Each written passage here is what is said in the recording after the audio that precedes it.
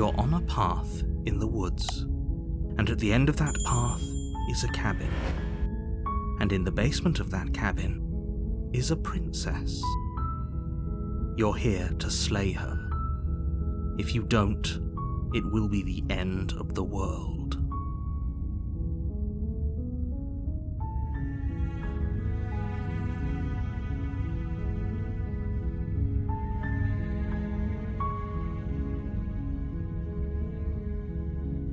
Does it? Are you a monarchist? Is slaying a princess that much worse than slaying a fisherman or a miller or a seamstress? If anything, slaying a princess is much better than slaying a seamstress. Seamstresses contribute something of value to society.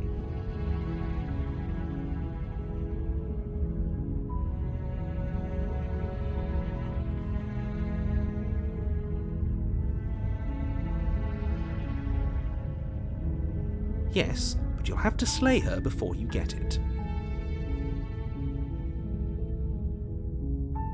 I'm talking about the end of everything as we know it. No more birds, no more trees, and perhaps most problematically of all, no more people. You have to put an end to her.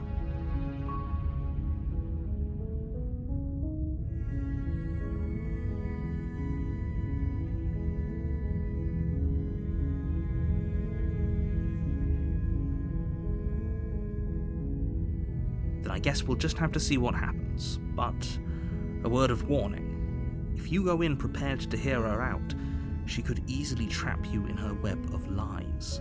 And the more you listen to her honeyed words, the harder it'll be to pull yourself out.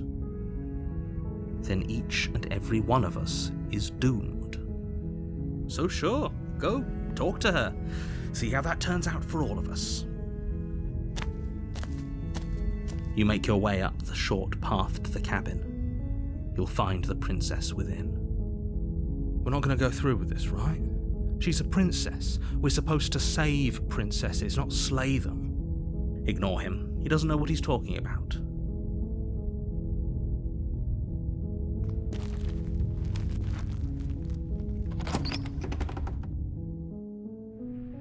The interior of the cabin is almost entirely bare.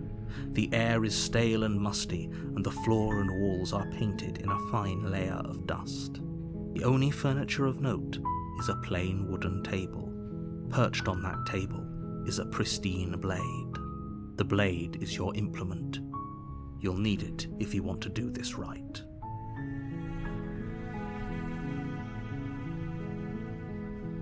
You take the blade from the table. It'd be rather difficult to slay the princess and save the world without it.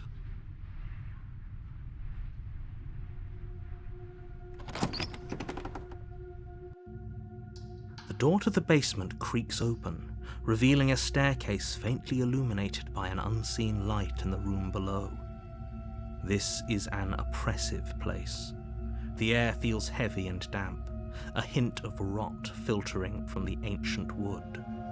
If the princess really lives here, slaying her is probably doing her a favour. Her voice carries up the stairs. Who's there? She sounds dangerous. It's almost as if she's the one in charge down here. Don't let it fool you. It's all part of the manipulation.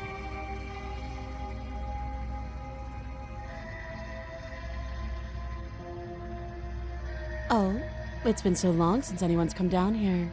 I was starting to think they'd forgotten about me.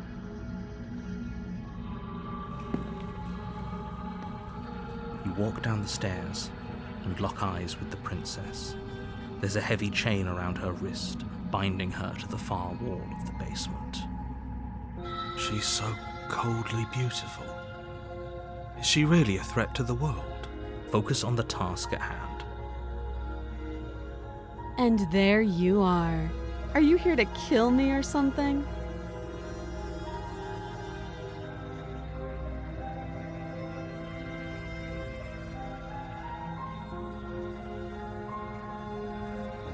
Then why did you bring a knife with you? How about you drop it, and then we can chat? She makes a compelling point. What if we just dropped the blade and talked? Look at her. It's not like she's a threat. Don't you dare. It's fine. We can decide what we want to do after we talk to her. Maybe she really is a monster. Killing someone in cold blood isn't very becoming of us.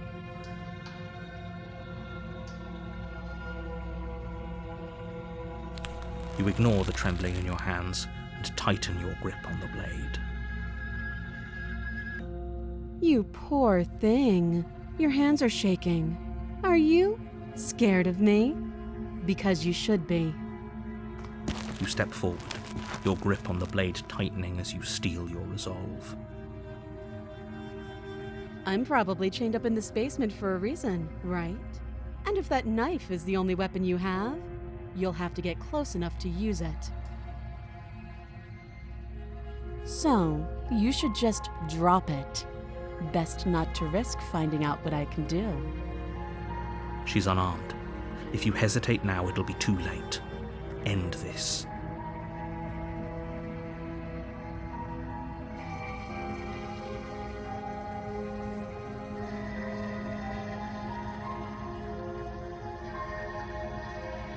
You're so close. Don't give up. You've come this far. No, this is a good idea. Maybe we can de-escalate things. Oh, threatened, are we? You poor thing. Drop the knife, and of course we can talk.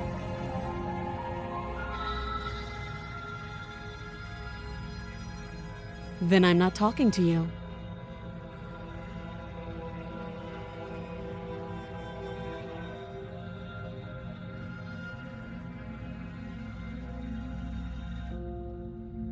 I guess we are.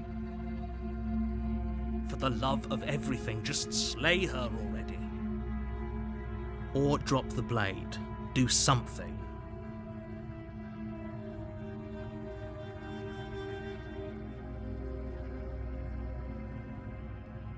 You stare at the princess, squinting fiercely. She squints back. The two of you are gonna do this forever, aren't you? You'll have to blink eventually. Just make a choice. The blade tumbles out of your trembling hands and drops to the floor with an unceremonious clang. Thank you. Maybe now we can just talk. Against your better judgment, you step forward to speak with the princess face to face. Unarmed. We'll be fine. I don't know what you're hoping to accomplish here, but I can assure you there's no reasoning with her. Just make sure you don't forget about the blade on the floor. You're going to need it. So here we are. What an awkward start to a relationship.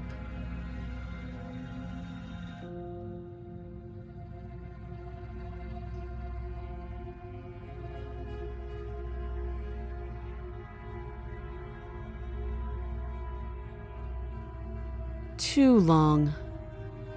Note the lack of detail. You can't trust her.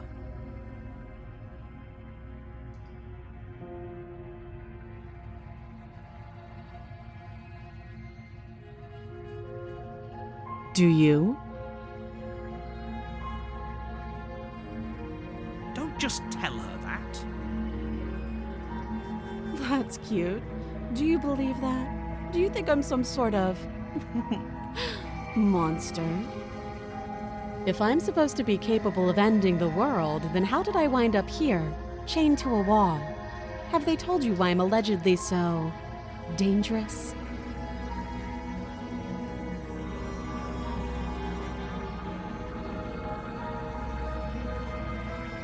Ending the world seems like an awful lot for just one person to do.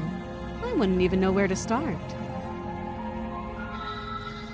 I believe her. She doesn't have to know how to destroy the world to be capable of doing it. At the end of the day, whatever the two of us have going on down here is about trust. Whoever sent you to slay me claimed I was a threat to the world, but they didn't tell you why. That doesn't sound right to me. And I don't think it sounds right to you, either. Otherwise, we'd be killing each other instead of talking. She has a point. There's a reason I've been telling you to question the situation, and there's a reason you've listened. So, I could tell you that I'd lead a quiet life in the woods, or that I'd open an orphanage, or that I'd do any other number of good things that I'm sure you think you want to hear. But you don't really know me, do you? What can my word possibly be worth in a situation like this? She's right about one thing. Her word isn't worth anything. Like I said, it's all about trust. Blind trust. So do you trust me, the prisoner, the victim, the princess clearly incapable of ending the world? Or do you trust whoever put me here? She's wrong.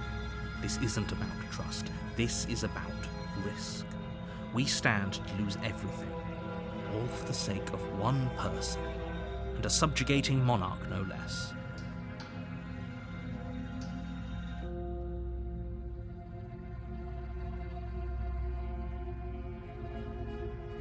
She hesitates before answering.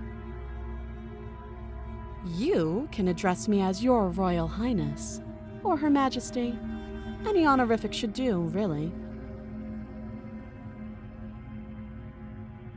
Oh, have you decided what to do with me? You know why you're here.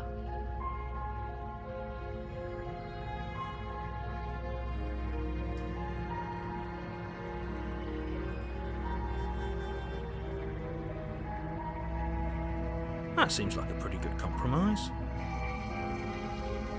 Leaving her alive is too risky. If you don't deal with her soon, she will find a way out. One way or another, I'm going to find a way out of here.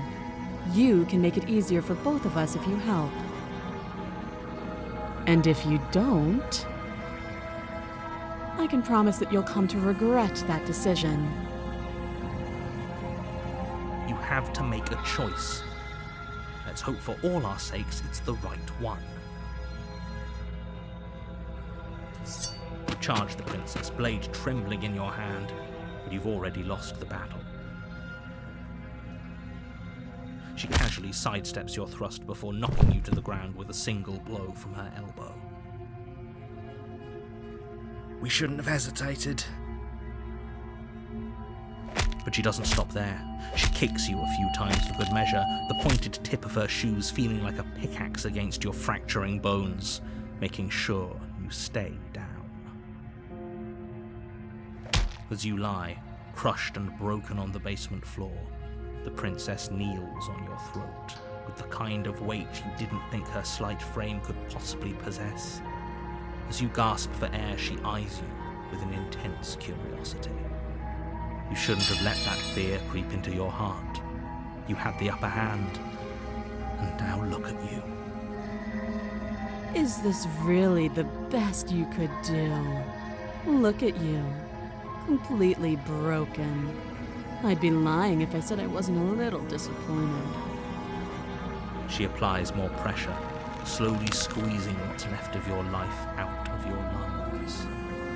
This is the end, isn't it? I'm afraid it is. Everything goes dark, and you die.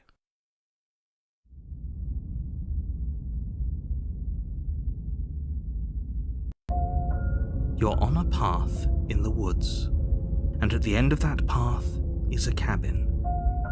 And in the basement of that cabin is a princess. You're here to slay her. If you don't, it will be the end of the world.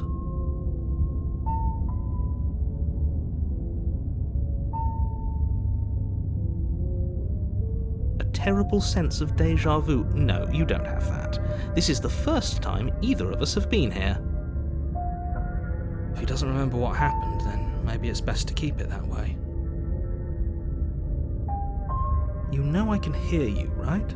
It's going to be a lot harder than you think to keep secrets from me. What does it matter what he knows? There's nothing we can do to stop her. She's just going to kill us again. She is not going to kill you unless you let her, but slaying the princess and saving the world is going to be much more difficult than it has to be if you spend the whole time second-guessing yourself.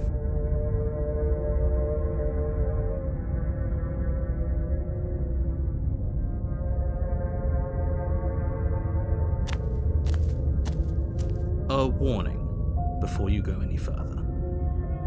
She will lie, she will cheat, and she will do everything in her power to stop you from slaying her. Don't believe a word she says. We might as well just pledge ourselves to her and stop pretending we're capable of doing anything in this situation. She probably doesn't even need to try to overpower us. Can we tone down the pessimism just a smidge? I'm not being a pessimist. I'm just being realistic. You're being annoying. Just ignore their bickering, and whatever you do, don't pledge yourself to her. I cannot stress enough how absolutely catastrophic that would be for everyone, yourself included. I agree. If she's wrongfully imprisoned, then we should rescue her, but if he's telling the truth, we shouldn't just hand her the world on a silver platter. Rescue her? Given the stakes of the situation, there isn't really a difference between rescuing her and pledging yourself to her. Either would be terrible. So please try to ignore both of those knuckleheads and focus on saving the world. Let's not make this harder than it has to be. If that's what you want, I guess I don't have a say here.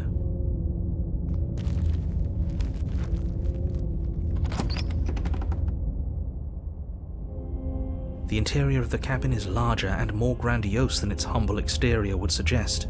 The only furniture of note is a massive marble altar with a pristine blade perched on its edge. The blade is your implement. You'll need it if you want to do this right. Why do we feel so small? We don't feel small. We are small.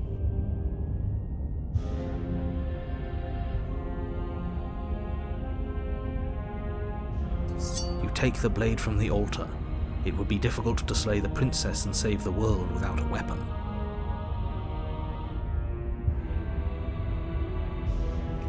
You walk up to the wall next to the basement door. It's a wall. There isn't much to see here. What are you talking about? This isn't a wall. It's a mirror. Or at least it'll be a mirror once we wipe off that layer of grime. You reach forward and rub your hand against the cabin wall.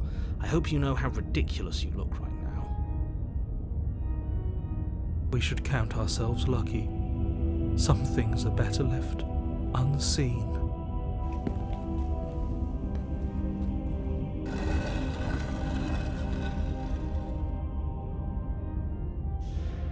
The door to the basement creaks open, revealing a spiral staircase. Its steps almost as deep as you are tall. The smell of incense drifts up from below. For a moment, you almost feel at ease. This is actually kind of nice. It's still a stone basement. If the princess lives here, slaying her is probably doing her a favor. Her booming voice rolls up the stairs. Is that a guest I hear? Don't linger on the stairs. Come down and witness me. You weren't kidding when you said it was booming. She wasn't like this last time. We need to get down there. She wants us to see her. We need to see her. Should we be worried about your sudden change in attitude? Just a few minutes ago you were going on about how pointless everything was. Now you want to go down there. It doesn't matter what that little voice says. He's not the one making the decisions. Though if his ramblings get you to the princess, they get you to the princess.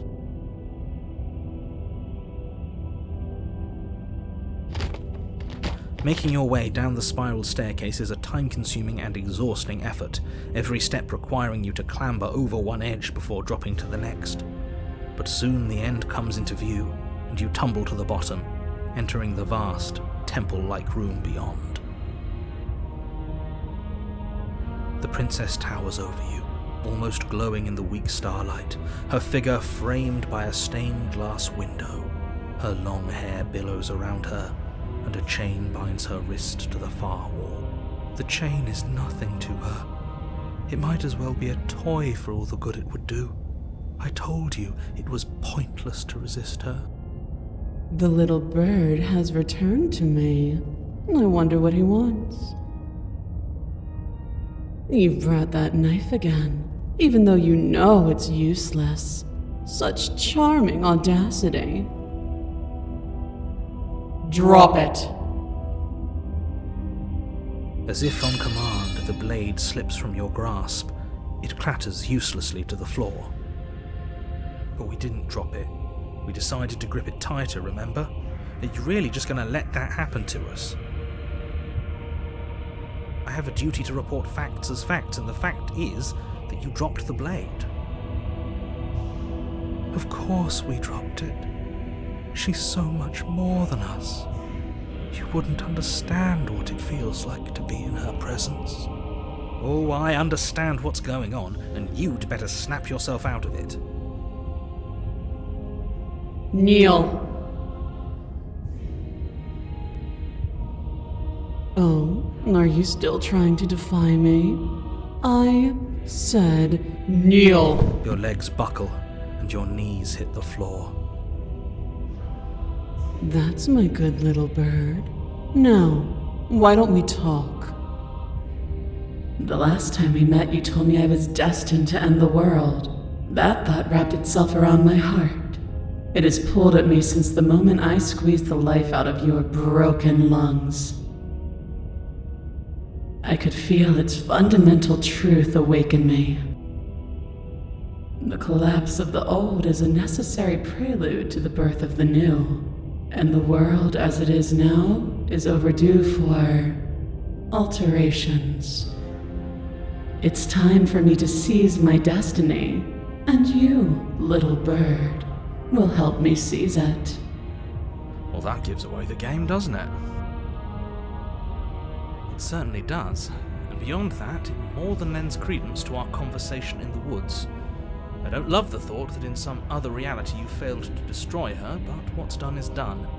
I can only hope it helped you learn a valuable lesson. You are the only one who can deal with her, and if you don't, well, she's let you know what will happen, hasn't she? Then you shouldn't have trusted us with her destruction. She is inevitable.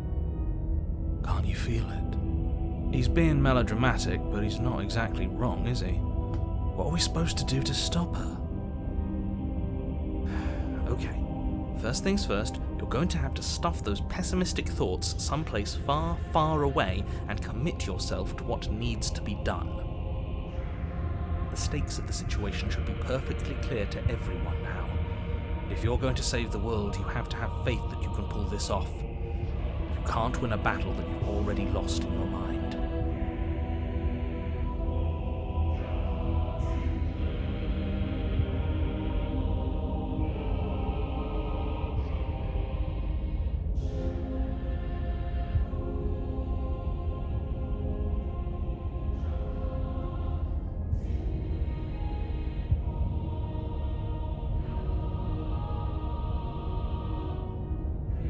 Know the limits of your privilege, little bird. There's an empty place at my side for you to fill, if you'll have it. But it is not a place for an equal. It is a place for something worthy to be kept.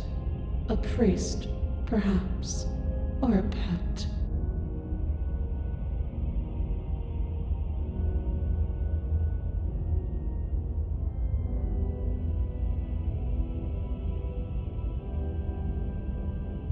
I say, perhaps you need another lesson in submitting to your betters.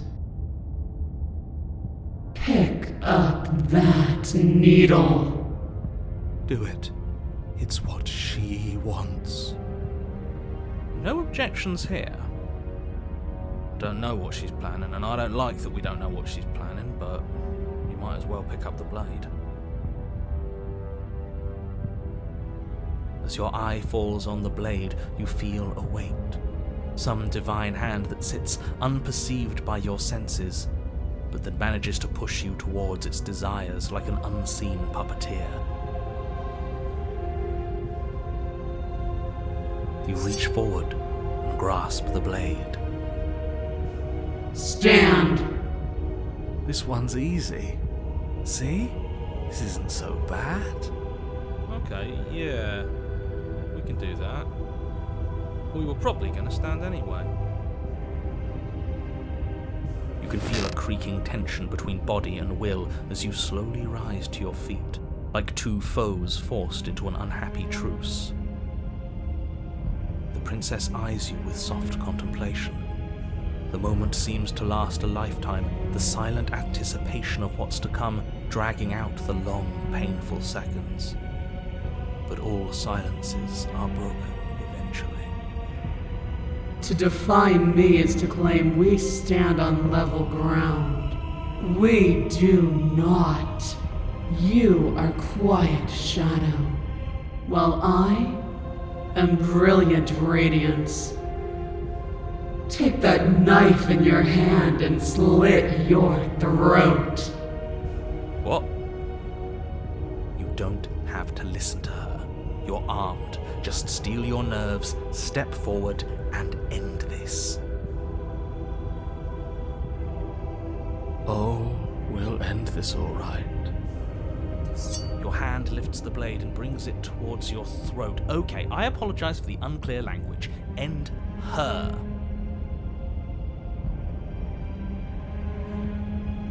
Your body is sluggish and unresponsive, actively fighting against you, but you do your best to stagger forward. One step at a time, you move towards the princess. Slitting your throat would have been a mercy, but it seems you're in need of a harsher lesson. Plunge that knife into your lungs. I'm sorry. Don't.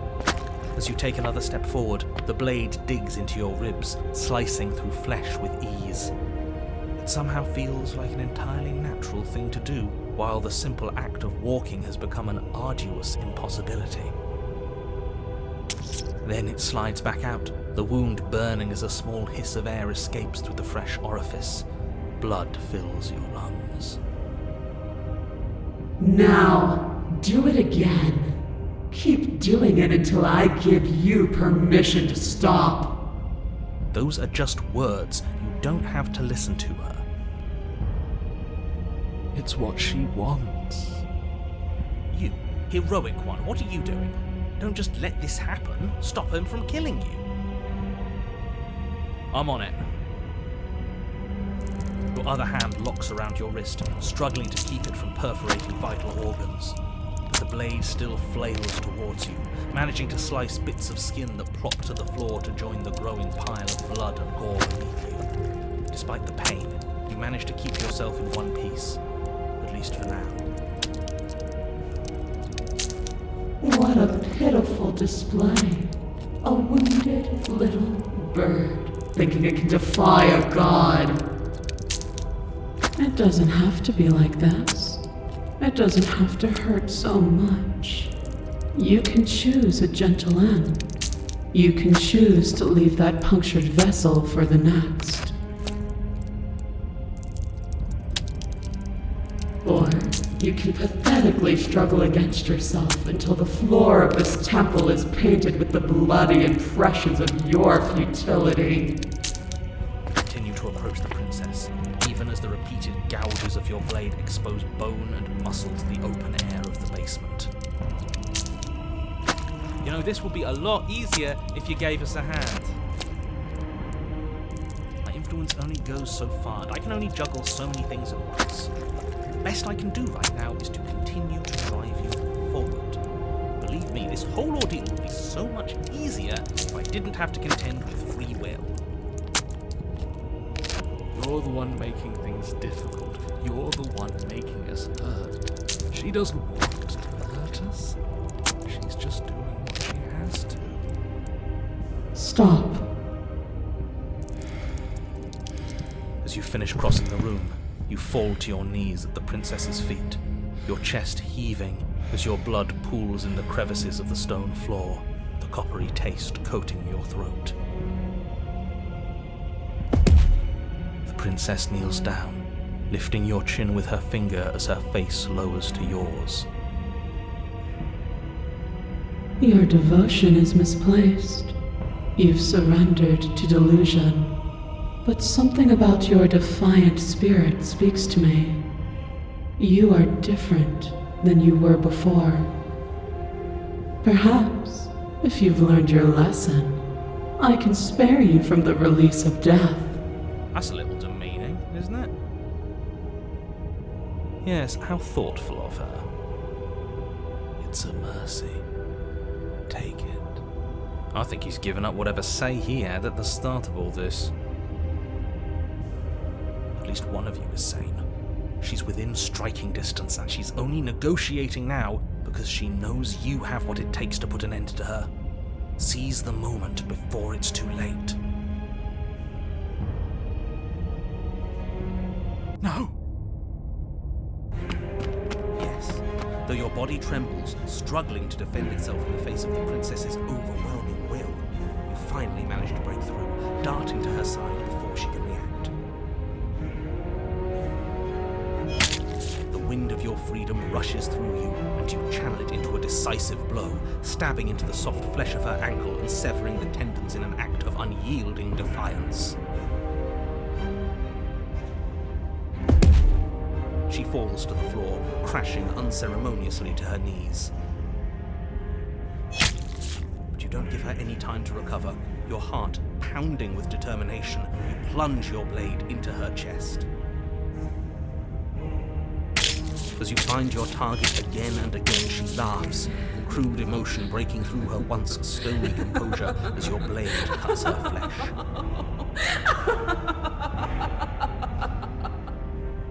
We can do this, can't we? You always could. The decision to give you this task was not made lightly. You're here for a reason. It's not too late to pick up the pieces. It's not too late to toss that blade aside and beg for forgiveness. Shut up. I can't believe you would actually strike me. You heathen! You worm! You defiler! You don't know the consequences of your arrogance! Before you can strike the final blow, the princess lashes out, knocking you off your feet. There's an unsettling wet pop as your spine breaks, numbness and pain spreading through your body. As you rebound towards the ceiling in a moment of disorientated lightness, she drives her fist into your chest. Your body is crushed as she pulverizes you into the floor, the ground itself breaking from the impact. You lie there, broken, beyond pain, unable to even see what she's done to you. But the princess is succumbing to her own wounds as well. She looks down upon her body in abject horror and disgust. You made me use my hands. I can feel myself twisting into something new, something dull, something defiled. What have you done to me? You're monsters and conspirators. I can't bear to watch this. The princess has been nothing but cruel to you. You should feel liberated by her fall. But I don't feel liberated. I feel empty. Aside from the pain, I feel fine. She collapses to the floor. Her glassy eyes watch, unblinking, yet somehow still full of anguish and fear, as the two of you perish together. I suppose we were never gonna get a happy ending here, were we? Don't let those be your final thoughts. You saved the world. That's worth something. I guess. Regardless of how you feel about it, it's finally over. Thank you. Everything goes dark, and you die.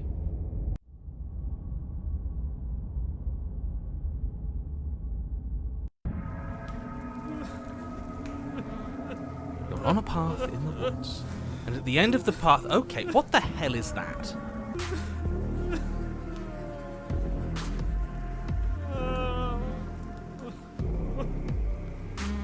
I think he's upset.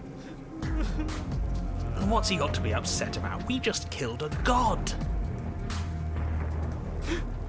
Exactly. You heathens destroyed the most beautiful thing that ever was, and ever will be.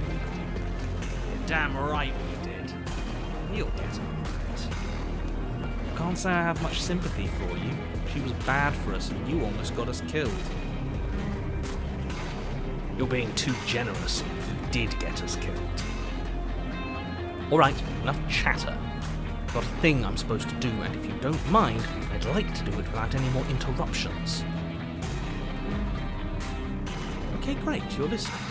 You're on a path in the woods, and at the end of that path is a... If your thing is telling us about the princess, don't waste your breath. We know all about her. It's hardly a path in the woods at this point, is it? Well, this is just great. Let me cut to the chase.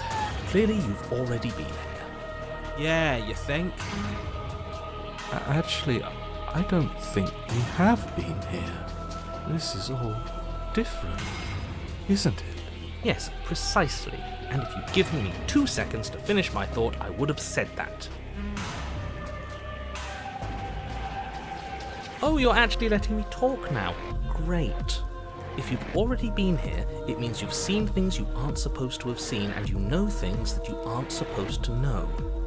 This doesn't look like a path in the woods if reality seems distorted. It's because reality is distorted. So you knew this could happen. You knew we'd be able to restart like this. I know all sorts of things, which is why you should listen to me. That's not really an answer. Look, if the world around you is changing, especially all the way out here, then that means you're nearing the point of no return. Whatever happens next, that's it. There won't be any more do-overs. So you'd better take things seriously. Don't worry. We only need this one last go at things. You'd better hope that's true, and don't let that inflated ego get in the way of doing your job. If there's still a princess at the cabin, maybe we can salvage things. Maybe if we just grovel and apologize, things can go back to how they were before. Oh, cut it out, will you? We need to be tough right now. You're making it so much harder than it has to be, so stop whining.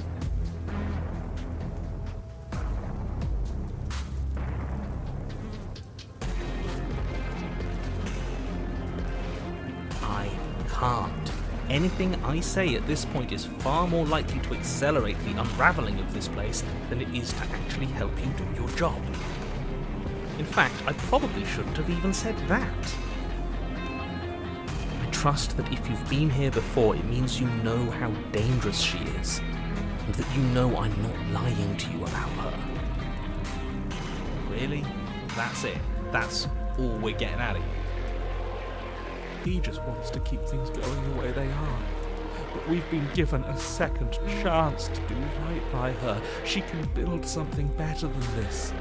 She can build something better than us. We just have to let her do it. I get it. You're conflicted. You've been through a lot, but I really have to be firm here. I will tell you one thing, which is that even now you are capable of stopping her and saving the world from ruin. You always have been, and you always will be. Do with that what you will.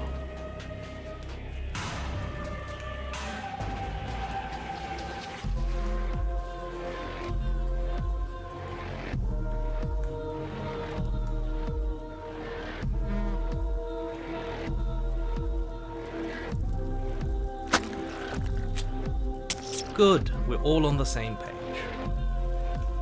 It isn't long before you find yourself at the end of the path, staring up at the cabin on the hill. You'll find the princess within, as I'm sure you already know. End her. That's it? No final words of advice? I'd rather not waste any more time. I'm sure that any advice I'd give at this point is something you've already heard. That's fine by me. Let's get moving. I'm itching for a good match.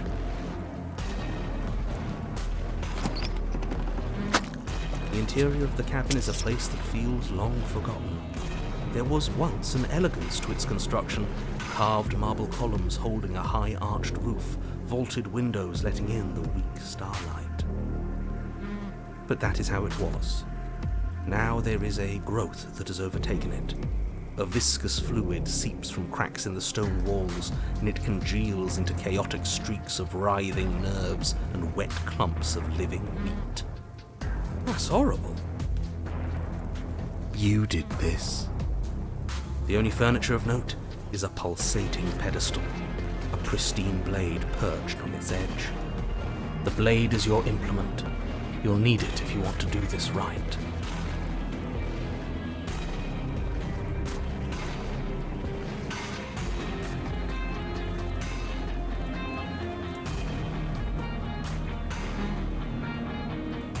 Mirror? There is no mirror. There's the pedestal, the blade sitting on the pedestal, and the door to the basement. Just to tell us where the door is. I'd like to get back to fighting. If you want us to kill her so bad, I'm sure you feel the same. No more messing around. I don't know what to tell you. There isn't a mirror because I would know if there was a mirror.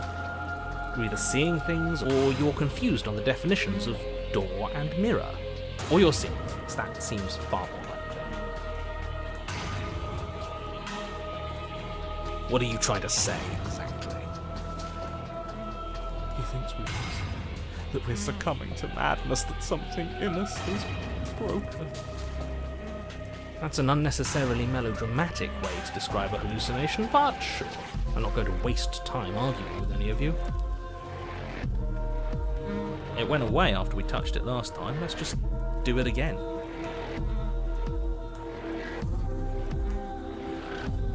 You take the blade from the pedestal.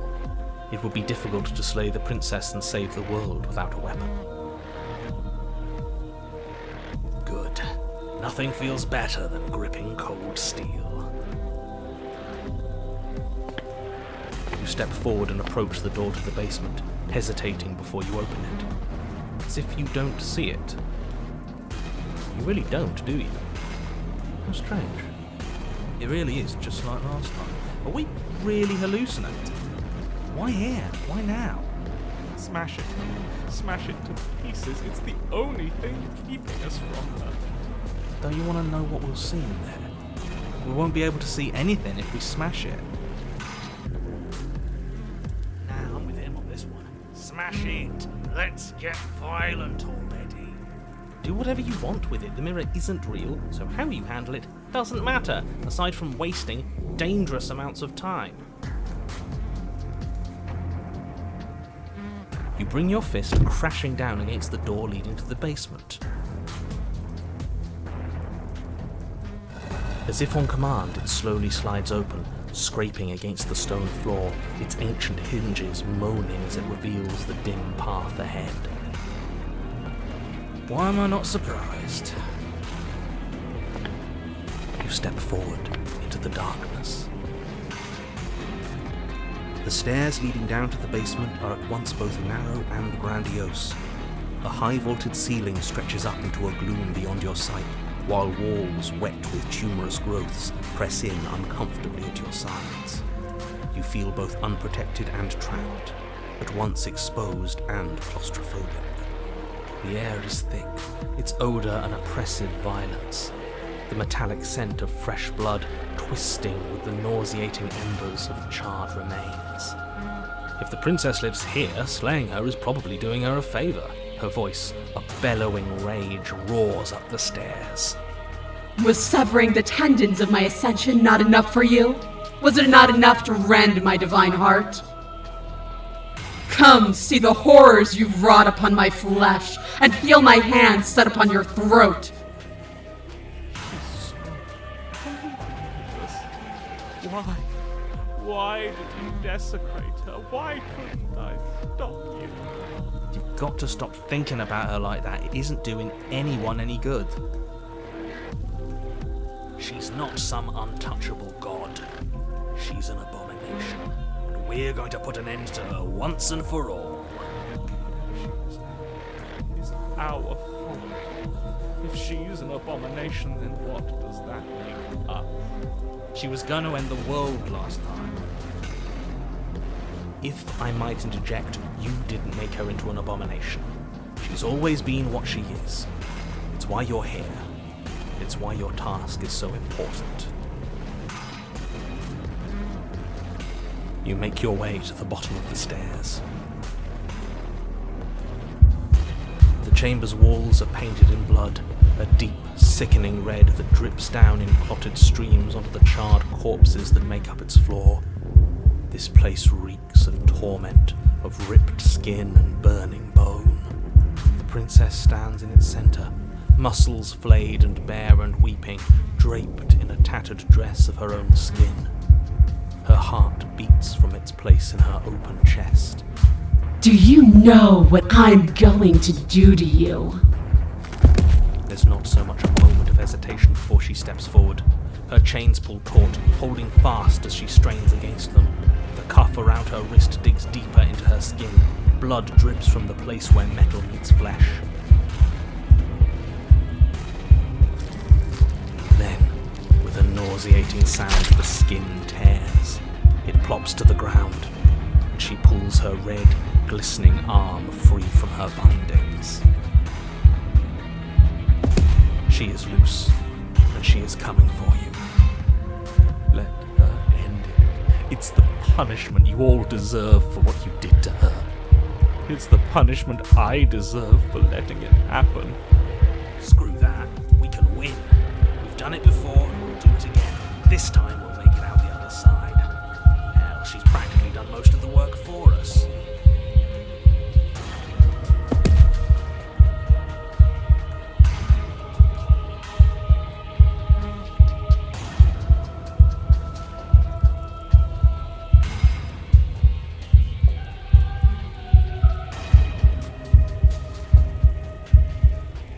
You'll try. And that's what I've been so excited for. Let's hurt each other. Your heart free of fear, you charge towards the princess, your eyes locked on each other, both of you prepared to lay down your very essence in one blow. It's now or never. Let's make it a beautiful blaze of glory. Horrifying squelch. You are unwound. I hope you weren't planning on dying. We're going to make this last forever. Huh. I feel cold. I've never felt cold before.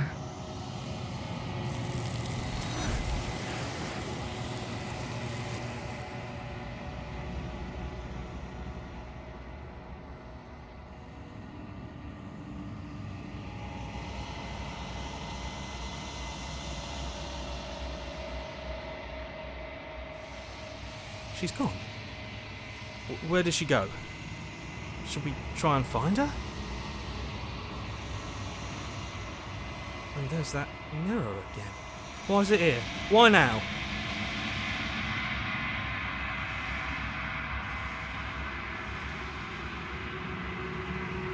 I'm begging you, don't do this.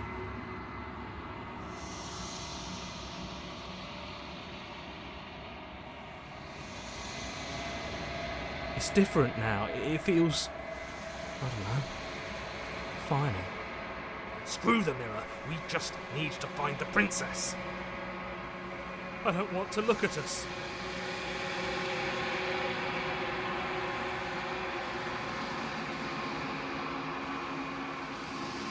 This doesn't feel right. It feels different. Final. Screw the mirror. We just need to find the princess. I don't want to look at us.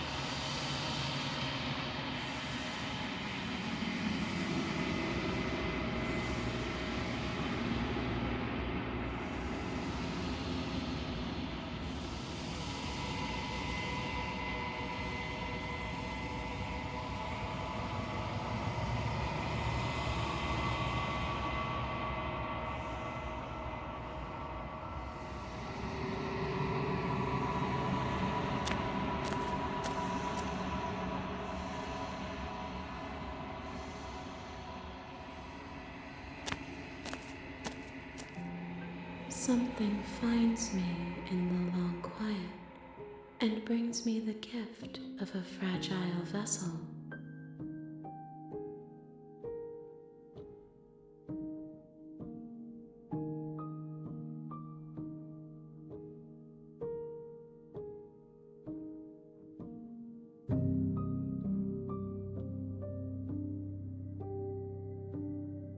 I have only just now stirred to consciousness.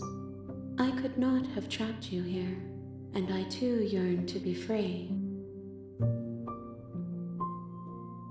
I am solitary lights in an empty city. What are you?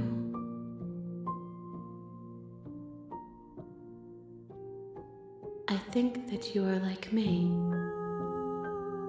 We are oceans, reduced to shallow creeks.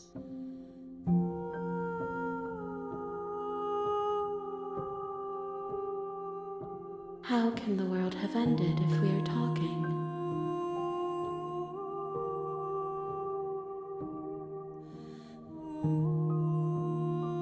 She is part of me, and part of me is her.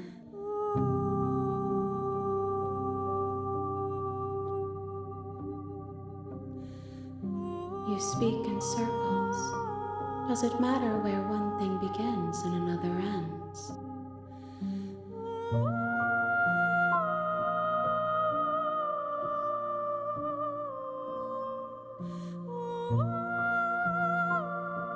Nothing, as we are, but I know that there are worlds beyond us, and that we are meant to reach them. There is no exit, but this vessel is a creature of perception. She can make you forget, if only you believe her to be able to.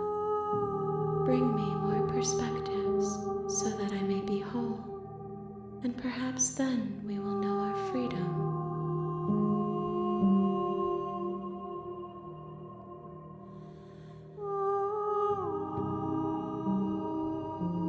I have not lived.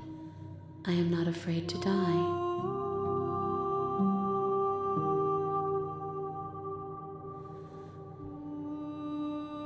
More than you have found, but less than there are to find. I am infinite. The rest will find their own way home.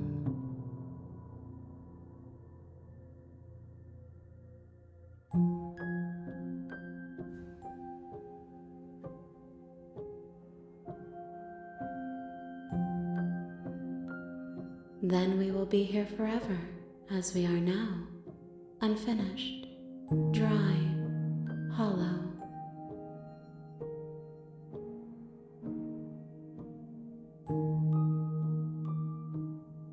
If you need time, then I'll wait with you.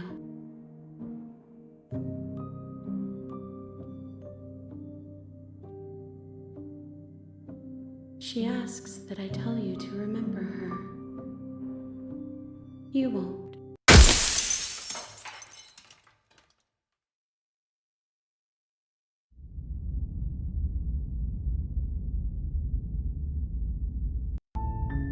You're on a path in the woods, and at the end of that path is a cabin. And in the basement of that cabin is a princess. You're here to slay her. If you don't, it will be the end of the world. You make your way up the short path to the cabin. You'll find the princess within. We're not going to go through with this, right? She's a princess. We're supposed to save princesses, not slay them. Ignore him. He doesn't know what he's talking about.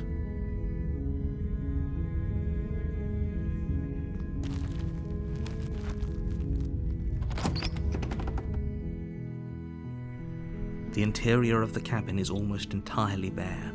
The air is stale and musty, and the floor and walls are painted in a fine layer of dust. The only furniture of note is a plain wooden table. Perched on that table is a pristine blade. The blade is your implement. You'll need it if you want to do this right.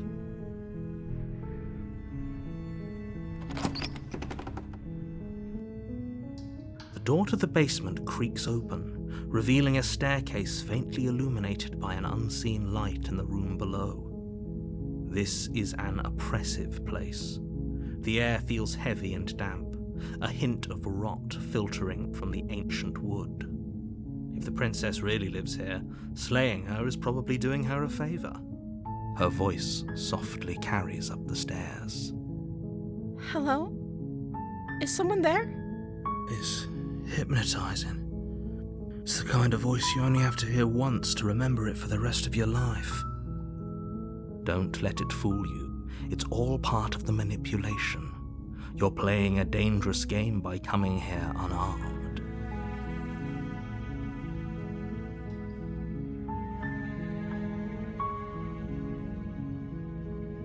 How many times do I have to tell you how dangerous letting her out of here would be before it finally sinks in?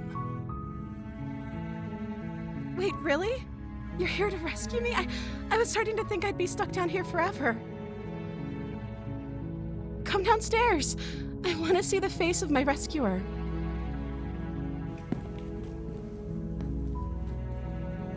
You walk down the stairs and lock eyes with the princess.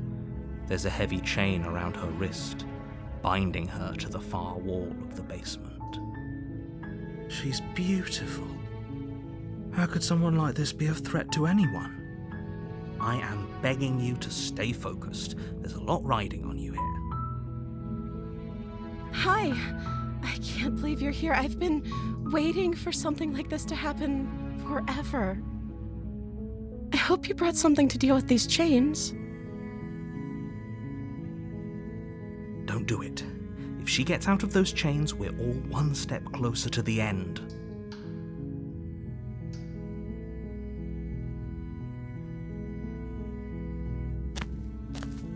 You're only making this more difficult. Thank you. Thank you. You're making a huge mistake. No, you're doing the right thing. You walk up to the chains binding the princess to the wall and give them a tug. They're large and heavy, far too solid for you to even imagine trying to break them apart. I'm guessing you don't have the key? Maybe it's somewhere upstairs. Doubtful. Whoever locked the princess away down here intended for her to never see the light of day. They wouldn't have just left the key to her chains somewhere in the cabin.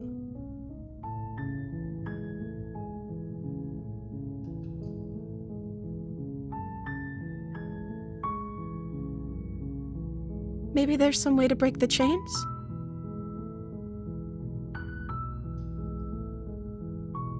Or if that doesn't work, I guess we can always cut me out of them.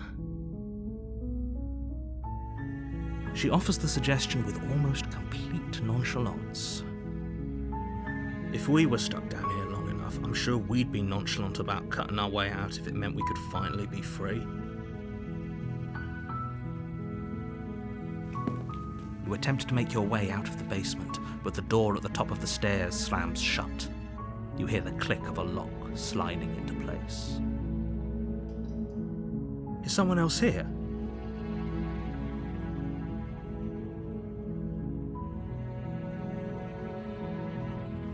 You try the door, but it's locked from the outside. You make your way to the bottom of the stairs. This would have been so much easier if you'd just taken the blade like you were supposed to. Easier for whom? Easier for everyone. Look at the mess you're in. I heard the door slam. They locked you down here too, didn't they? There's a slight panic rising in the princess's voice. If I could just get out of these chains, I know we could force our way out of here together. She barely hesitates before raising her arm to her mouth, her teeth tearing through her limb with the determination of a trapped wolf. As she rips her flesh from her bone, a sound comes from behind you, the clang of bouncing metal. It's the blade from upstairs. You're not sure how it made its way down here, but if there's a time to strike, it's now. Or we could use it to free her. You won't like what happens if you do that. Fine. Against your better judgment, you place the blade against the ragged, self-inflicted wound on the princess's arm, just above the unyielding chain binding her to this place. You cut into her flesh. The blade is sharp, and it takes little effort to crack through the bone of her arm. Her limb falls to the ground, and the heavy chains follow suit. She didn't so much as utter a sound through the whole ordeal. No, she didn't. She smiles softly as her gaze meets yours, blood from her wounded arm dripping rhythmically to the ground. How is she still smiling after everything? It's like she isn't even bothered by what just happened. Thank you. Now let's get out of here. No, we won't have any of that. The stakes are too high. You can't just let her escape into the world. No, I can't just let her escape into the world. As the princess approaches the bottom stair, your body steps forward and raises the blade. Wait, this isn't fair. You can't just do that. Watch me. What are you doing?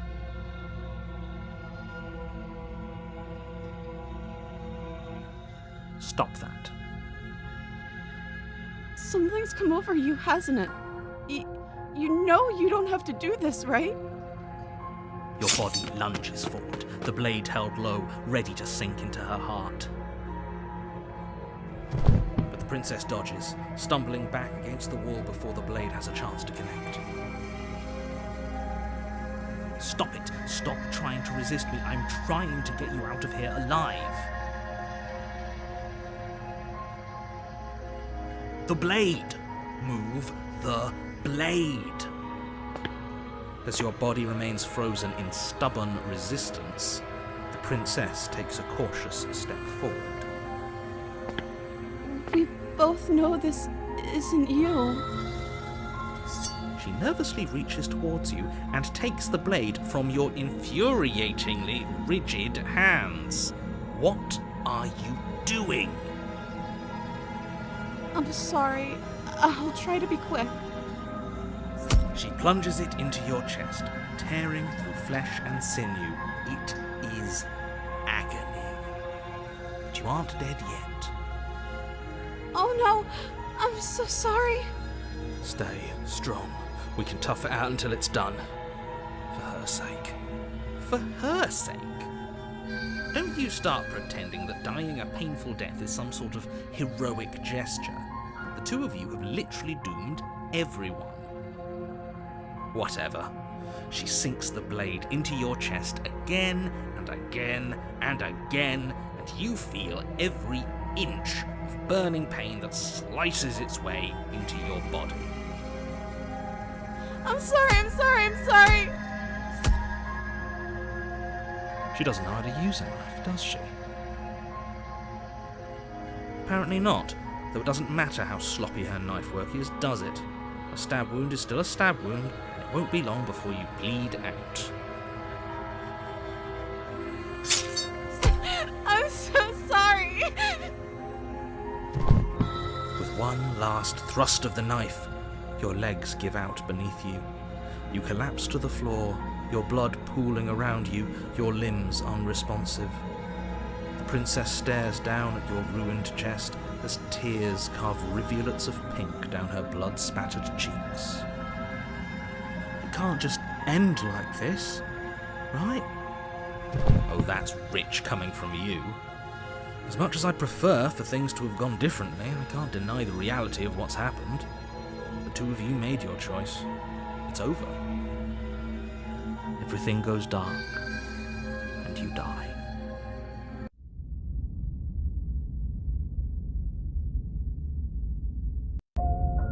You're on a path in the woods, And at the end of that path is a cabin. And in the basement of that cabin is a princess. You're here to slay her. If you don't, it will be the end of the world.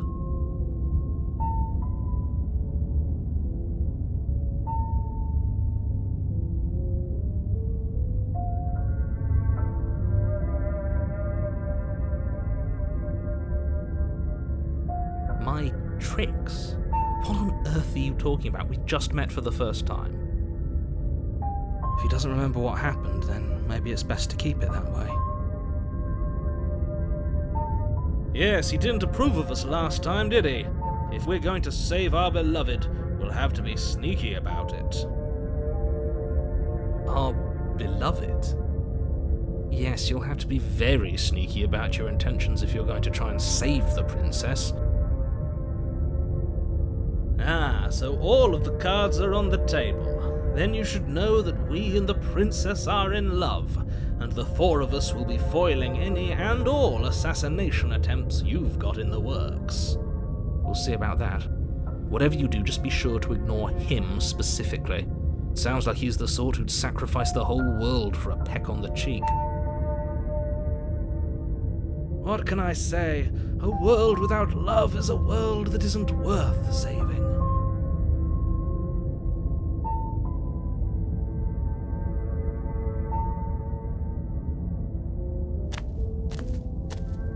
A warning before you go any further. She will lie, she will cheat, and she will do everything in her power to stop you from slaying her. Don't believe a word she says. We already told you we're not playing along with your little game. It's your lies that can't be trusted. Her beauty is the only thing in the world we can believe in. I think we've already been over this. I'm pretty sure he just likes the sound of his own voice. I do, but I also speak from the heart. My passions are too great to be stifled. They must be expressed. Sure, yeah, your passions are strong and all, but not everyone needs to hear them. Some things are better kept quiet. Don't pay their bickering any mind. Focus on the task ahead.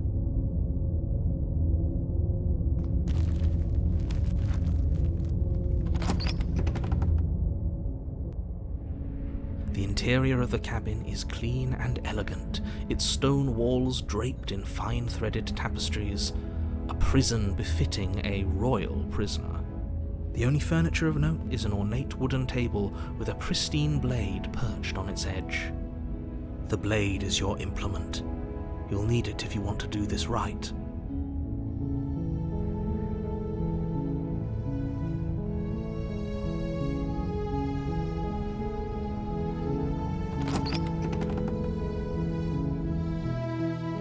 The door to the basement creaks open, revealing an intricate stairwell. Gold-trimmed carpet glimmers in the light of the torches positioned along the walls. The basement almost seems welcoming in the dim firelight. But it's still a stone basement.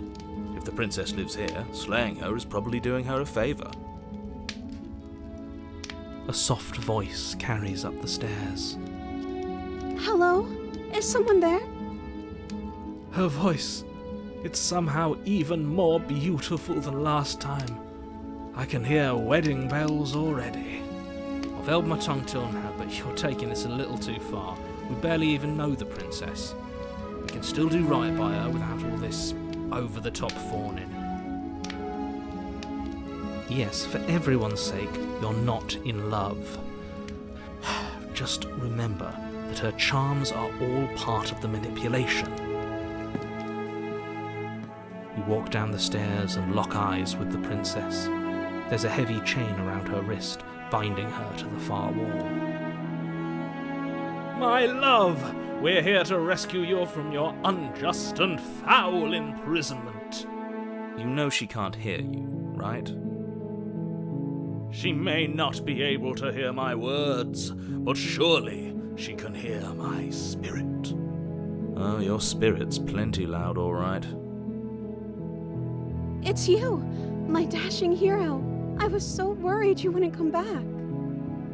Did you hear that? She said we're dashing. And she called us a hero. Flattery really goes a long way with the two of you, doesn't it? Waiting for you to come back. I didn't want to believe your ravings back in the woods, but this is next to incontrovertible evidence. You've been here before. That's right, villain, and you killed us. Well, she killed us. Only because he made us try and kill her. It was self-defense. Our beloved's hands remain unstained by cruelty.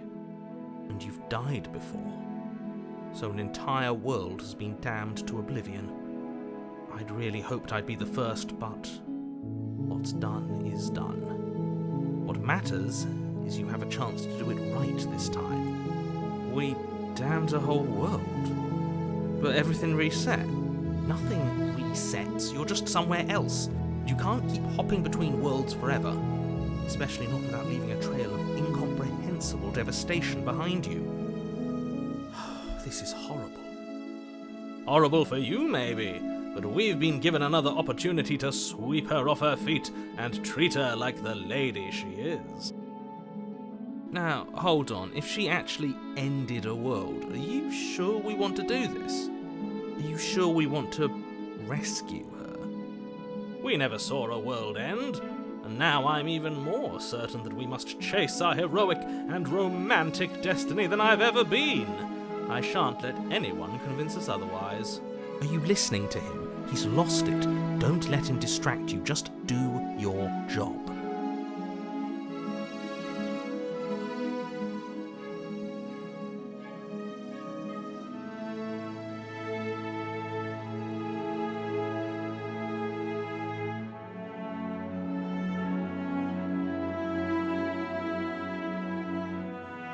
You died, and now we're talking.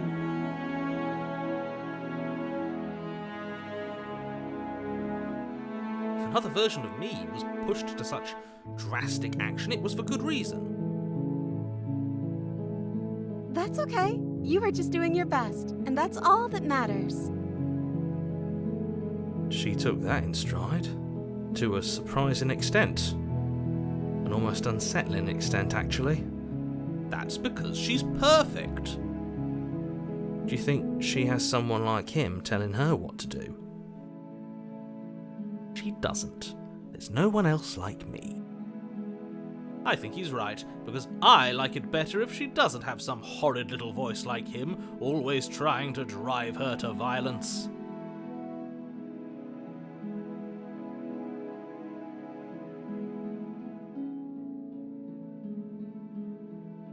Rescue her? What are you talking about? Did you forget that she's a world-ending monstrosity? And even if you wanted to unleash her onto the world, despite the complete moral disaster that would be, you'd have to get her out of those chains. Good luck with that. Don't you see how dainty her hands are? We'll be able to slip her out with ease. No, she's a prisoner here. You can't just slip her hand through the chains. If her hand could just slip out of the chains, why hasn't she done it already? Because we've yet to present her with her freedom. I'm not sure I follow. Would you rather believe me, a passionate heart guided by love and my own good nature, or would you rather believe the devil on your shoulder who tells you what you can and cannot do? I think I'd rather believe in facts. Ah, so you're one of those empiricists. One of us has to be.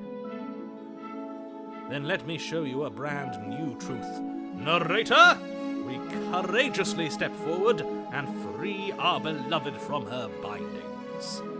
No, I can't let you do that. If you take another step towards the princess, I'll... What? Take over our body and force us to try and kill her? I would if you had a weapon. Not on my watch, villain. My passions contain titanic depths, and if you try anything that might harm our dearest, I will end our life without a second thought. You wouldn't. I would. I'd listen to him if I were you. He has a lot of strong feelings. And doesn't the world end if we don't stop her? You approach the princess and gingerly slide her hand from her bindings. That shouldn't have worked. I'll be damned. We're doomed. I can't believe it. But I guess I have to. I told you, there's no life more worth living than that of a true believer. I'm free, and you're not trying to kill me this time. Thank you. Thank you so much. The princess jumps up and smothers you in a joyful embrace. Ugh. If only you had a weapon, one slip of the wrist and your pristine blade would be buried in her back and everyone out there would be saved. Luckily for Mr. Romance, we don't have a weapon. Who needs a weapon when we have the power of love on our side? What do we do now?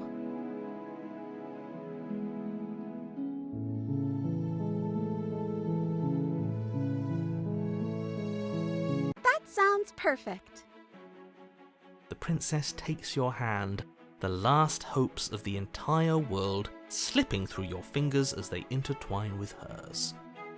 We have each other. We don't need the world for our happy ending. I like to think that you do, actually.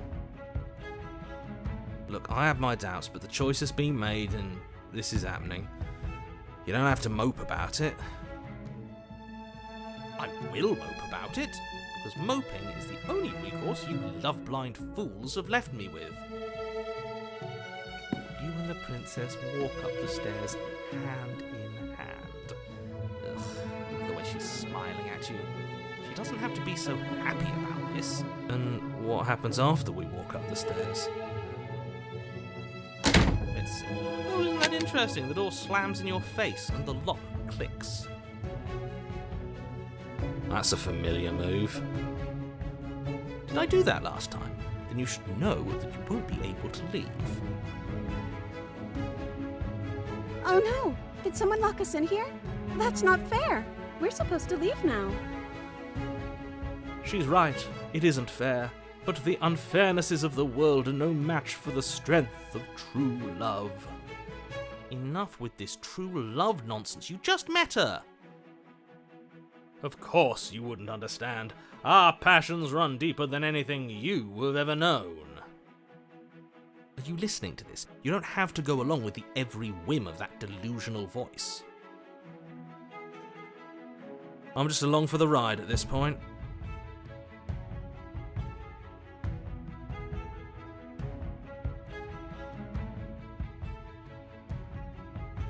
Okay, yeah, you've got this.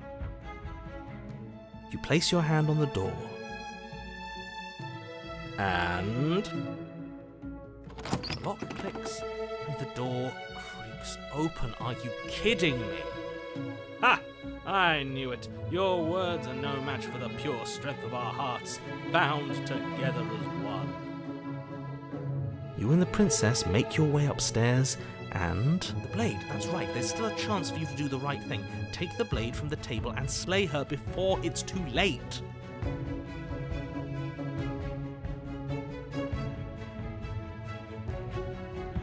You're enjoying this, aren't you? You're taking every opportunity you can to draw out the end of the world and make me suffer. I hate you. That's the way out. We're going to leave together, just like you wanted. Yes, I suppose you are going to do that, aren't you?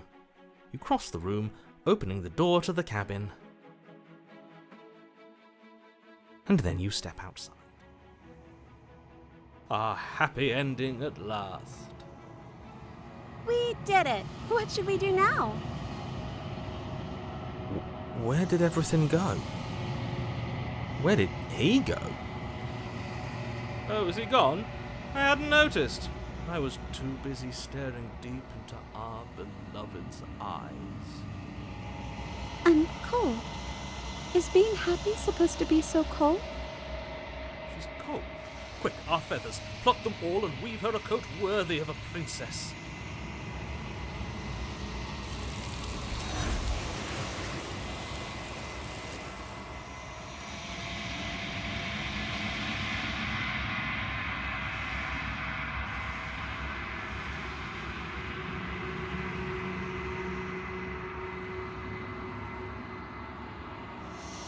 She's gone.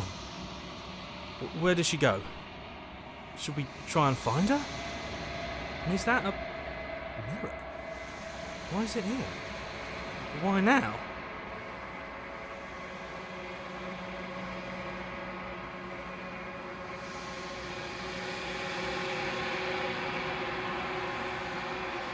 It feels so bad. Like looking into it right now is going to be the end of everything.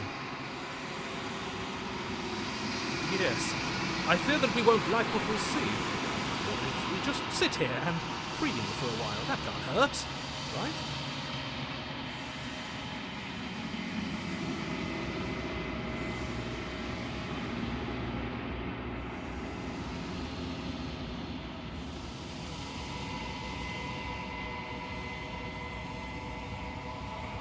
I don't like that silence.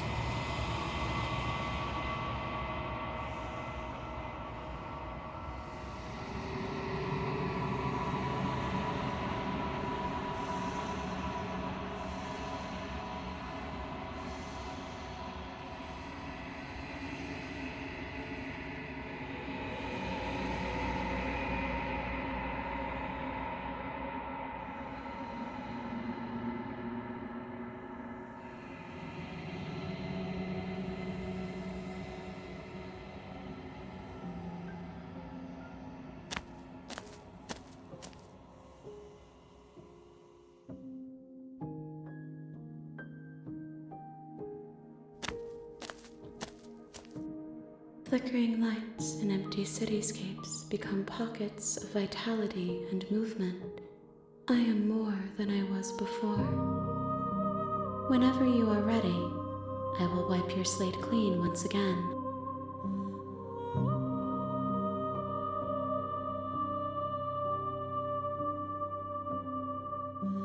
Is a child the same as an infant? I am an unbroken pattern, but every vessel gives fresh perspectives and carves new avenues of expression. I am different, but I am the same.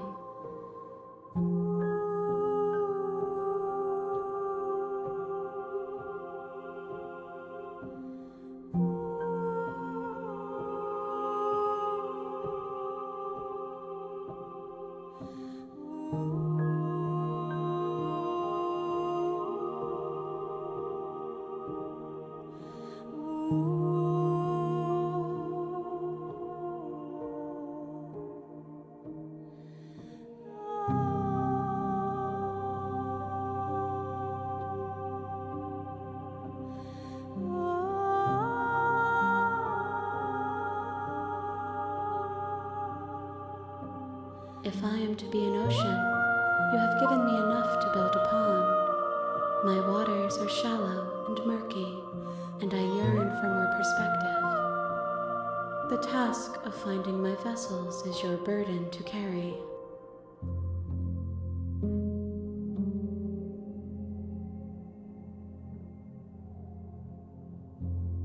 Why wouldn't I be kind to you?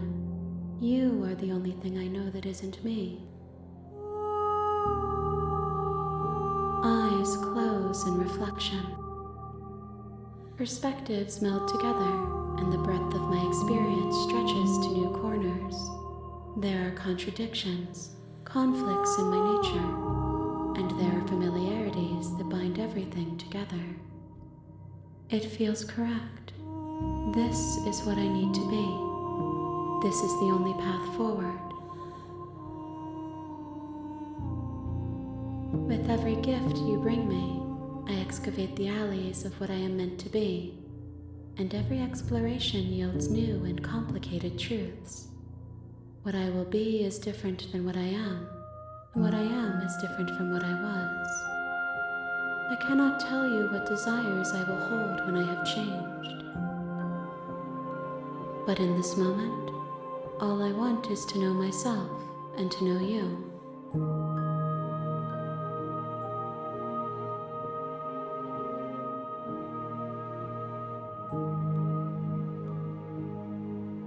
Those paths lead to worlds you've already seen, and to perspectives I have already made my own. They are useless to us now, inaccessible. The only paths of value are those that are yet untread.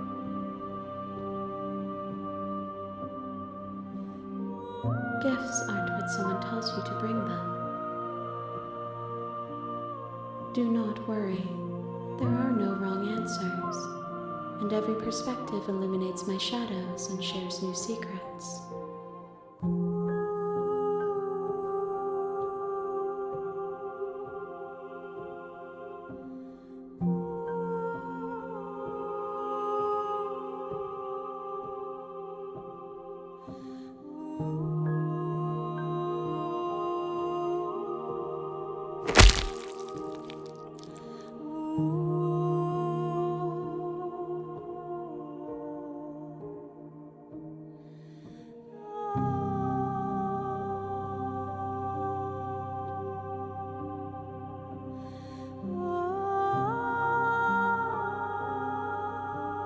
There's nowhere for you to be but here.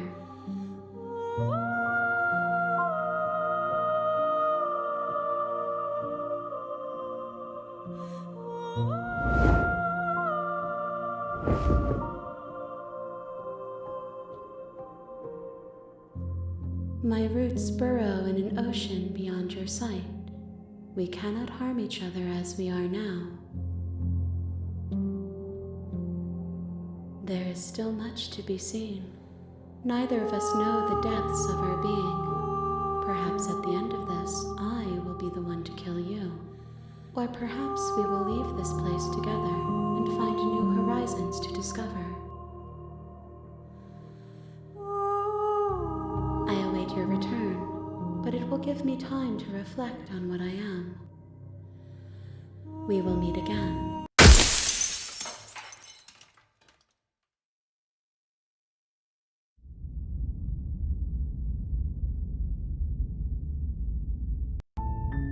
You're on a path in the woods, and at the end of that path is a cabin. And in the basement of that cabin is a princess. You're here to slay her. If you don't, it will be the end of the world.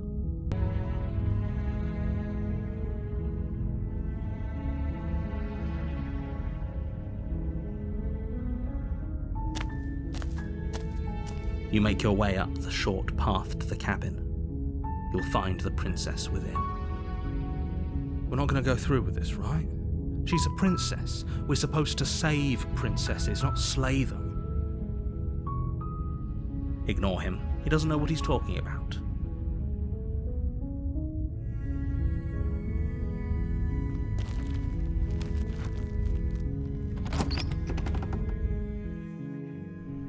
The interior of the cabin is almost entirely bare. The air is stale and musty, and the floor and walls are painted in a fine layer of dust. The only furniture of note is a plain wooden table. Perched on that table is a pristine blade. The blade is your implement. You'll need it if you want to do this right.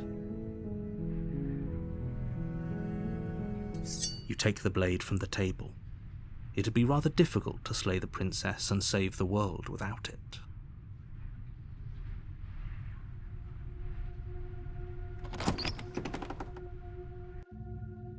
The door to the basement creaks open, revealing a staircase faintly illuminated by an unseen light in the room below. This is an oppressive place. The air feels heavy and damp, a hint of rot filtering from the ancient wood. If the princess really lives here, slaying her is probably doing her a favor. Her voice carries up the stairs.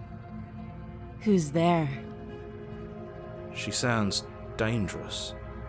It's almost as if she's the one in charge down here. Don't let it fool you. It's all part of the manipulation.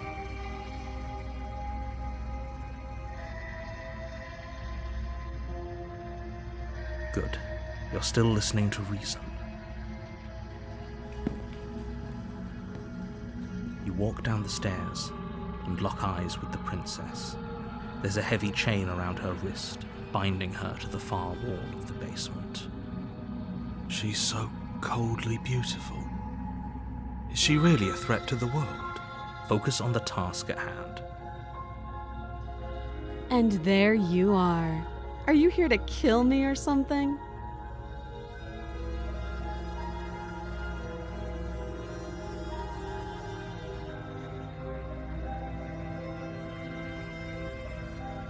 That giant knife you're holding kind of gives it away, doesn't it?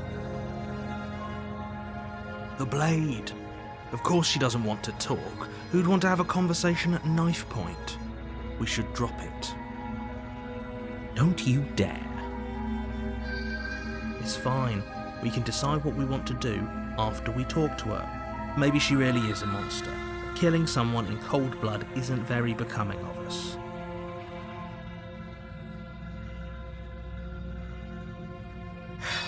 The blade tumbles out of your trembling hands and drops to the floor with an unceremonious clang. Thank you. Maybe now we can just talk. Against your better judgment, you step forward to speak with the princess face to face, unarmed. We'll be fine. I don't know what you're hoping to accomplish here, but I can assure you there's no reasoning with her. Just make sure you don't forget about the blade on the floor. You're going to need it. So here we are.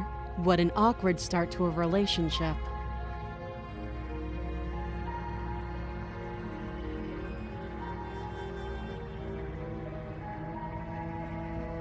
You can't.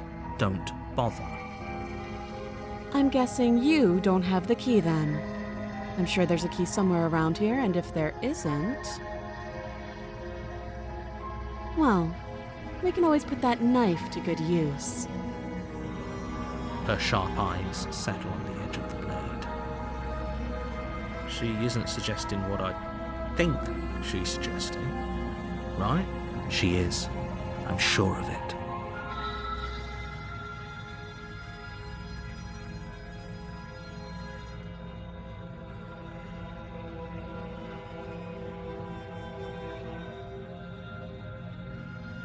Oh, have you decided what to do with me?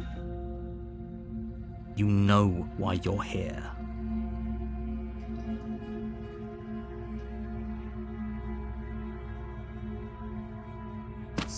Doubt, unfortunately, clouds your thoughts as you attempt to run her through.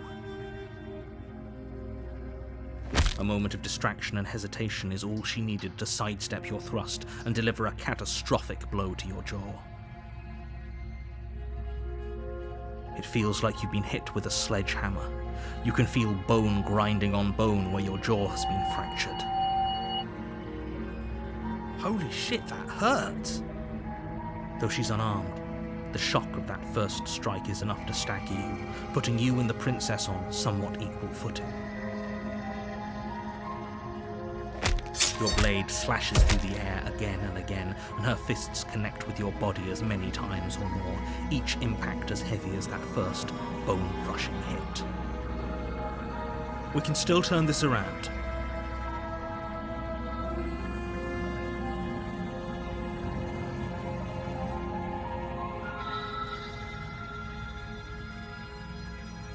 You and the princess stare at each other, both gasping for breath, equally exhausted.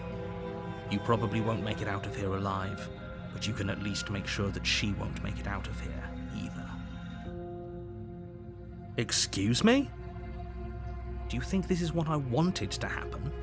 I have a duty to state the facts of the situation, and honestly, it's a miracle anyone is still standing right now. Can you not feel all those ruptured organs bouncing around in there? If the princess doesn't do our friend in herself, internal bleeding is certain to finish the job.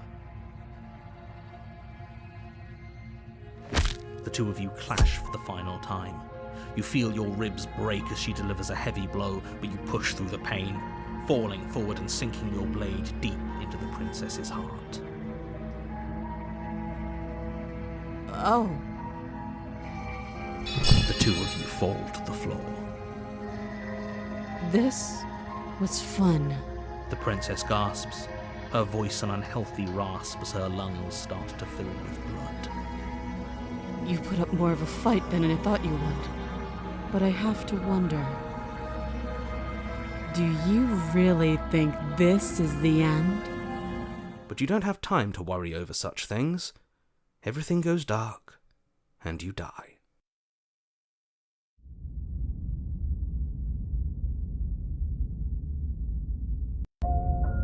You're on a path in the woods, and at the end of that path is a cabin.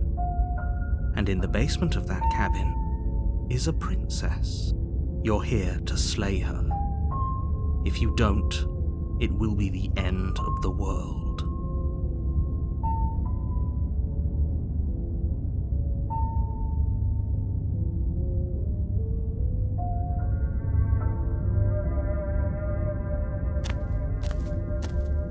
A warning before you go any further. She will lie, she will cheat, and she will do everything in her power to stop you from slaying her. Don't believe a word she says. Lying and cheating doesn't sound like her at all. Not that it matters. It's not like she can lie or cheat in the middle of a fight. Are you sure about that? The point of my warning wasn't to start an argument over what circumstances the princess is capable of lying in. It was to give you some broadly applicable advice. The princess will do and say whatever she thinks it will take to get her out of there, so don't trust her. Ever. Are we clear? Crystal, let's just get on with it already.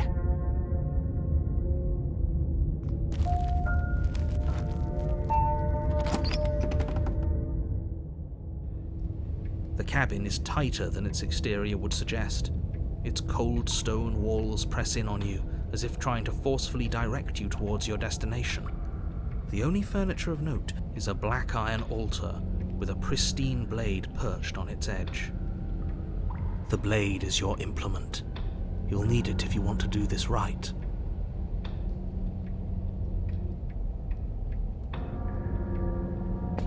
You walk up to the wall next to the basement door. It's a wall. There isn't much to see here. What are you talking about? This isn't a wall. It's a mirror. Or at least it'll be a mirror once we wipe off that layer of grime. You reach forward and rub your hand against the cabin wall. I hope you know how ridiculous you look right now. But there was a mirror a second ago. And now it's gone, so all of us can stop arguing about it and get to fighting. You take the blade from the altar. It would be difficult to slay the princess and save the world without a weapon.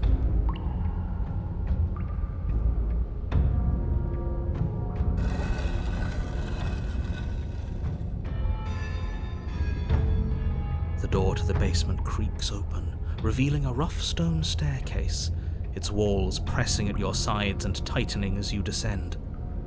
The air seeping from below is heavy and oppressive, with an almost sulphuric odor to it.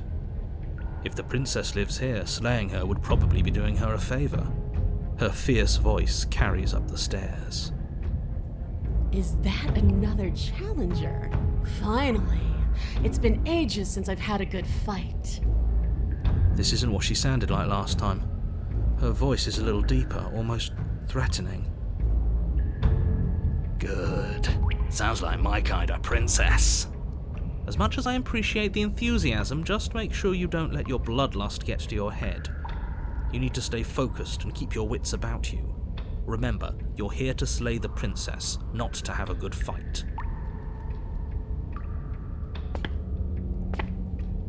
As you descend the final step, the form of the princess comes into view, a large shackle leading from her wrist to the basement wall.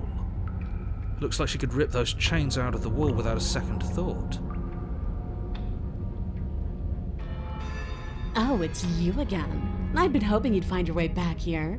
Good to see that death doesn't stick for either of us. And you brought your little knife, too. Yes! I'm going to have fun breaking you into little pieces. You look exactly the same. All right, fine. If you're not going to address it, I will. What? You've already met the princess has already met you. The two of you killed each other. Did you think you'd be able to just openly talk about all that without me noticing? Maybe. You did seem to just gloss over the whole thing for a while. Of course I glossed over it. When a colleague says something insane, glossing over it is one of the best ways to stay focused and keep moving forward. Enough is enough, I believe you, and that's all the more reason to take this seriously. You don't know that whatever brought the two of you back to life isn't a fluke. And beyond that, do you know who doesn't remember anything that happened last time? Me! I don't remember. Are you okay? Of course I'm not okay! As far as we're all concerned, the fate of my world is still very much on the line. Not all of us have the luxury of jumping over to a parallel universe the second we die.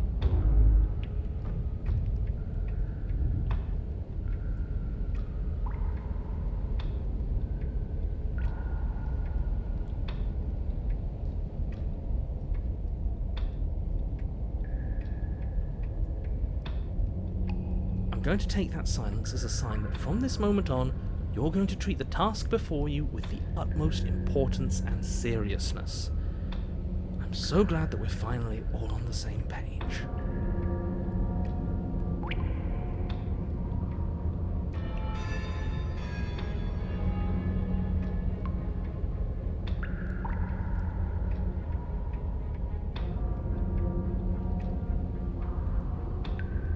Free her? You aren't. I don't know why I'm even bothering, to be honest. You know the stakes of the situation. Who says I want to be free?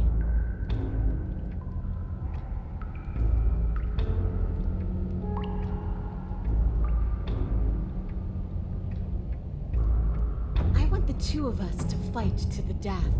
I want to feel your knife split my flesh, and I want to hear your bones snap beneath my fists. Is that really too much to ask? Yeah, especially that last part. Don't be such a coward. I'm just being cautious. If it comes to violence, we can find a way to deal with her that doesn't involve throwing our life away. I'd rather not die again, and I find it deeply disturbing that you seem to relish the thought of it. Because it doesn't matter if we die again. It'll just be another opportunity to have the fight of our life. We don't know that for sure, and I'd rather not bet on it.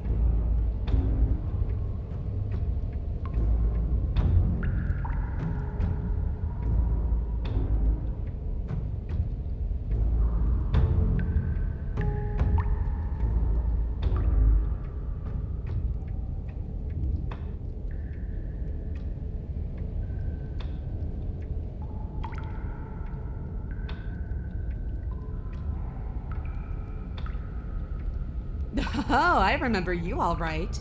Best 3 minutes of my life. So, why don't we do it again? See? She wants to fight us again. There's no reason for us to stand around talking.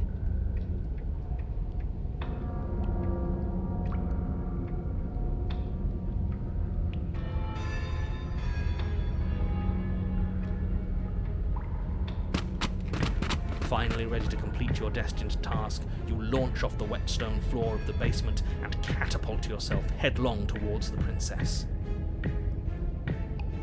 Here we go. Let's make this count. Oh, we'll make it count, all right. As you bridge the gap, your blade slashes across the princess's chest, splitting skin and drawing a jagged line of bright red blood. She's unfazed by your onslaught. Her expression barely changes as her fist collides with your ribs, cracking them like twigs and driving you right back down to the basement floor. You can hear her chains snap as you struggle to recover from the impact. She almost looks disappointed in us. Why is she disappointed in us? Oh, you don't actually get it, do you? That knife may be sharp, but you clearly don't want to kill me. It's not fun if you hesitate. It's not fun if you try to trick me and make me bleed out. It's only fun if you go straight for the heart. You need to put everything you have into seeing me dead. Don't be afraid. Don't hesitate. Kill me. Don't let her get in your head. Reincarnation or not, this world needs you to win. She's huge, but probably means she's slower than us. Take it slow, think it through, and don't panic. Bleeding her out is our best course of action. Don't listen to them. She understands something that they don't. The only way to win, the only way out of this is through her.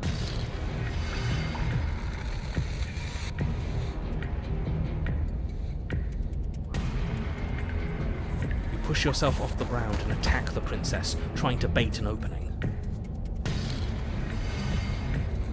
Do your best to outplay her, slashing out and leaving red cuts in the tattered remains of her white dress. But you have little room to maneuver. For every glancing blow you manage to land, she slams you against the wall in retaliation, each impact threatening to be the last. This weak little dance isn't working. Just toughen up and overpower her. She's throwing us around like a ragdoll. I think overpowering her is a little out of the question. Did you think you could stop me with a few cuts? All this dancing around is doing nothing but annoying me. I own this place, and I own you. The princess's arm shoots forward, her palm wrapping around your head, fingers gripping your skull. How disappointing.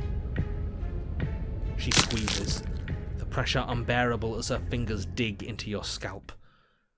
The last thing you hear is the unsettling crack of your skull, and the sickening churn of what was your grey matter. Everything goes dark, and you die.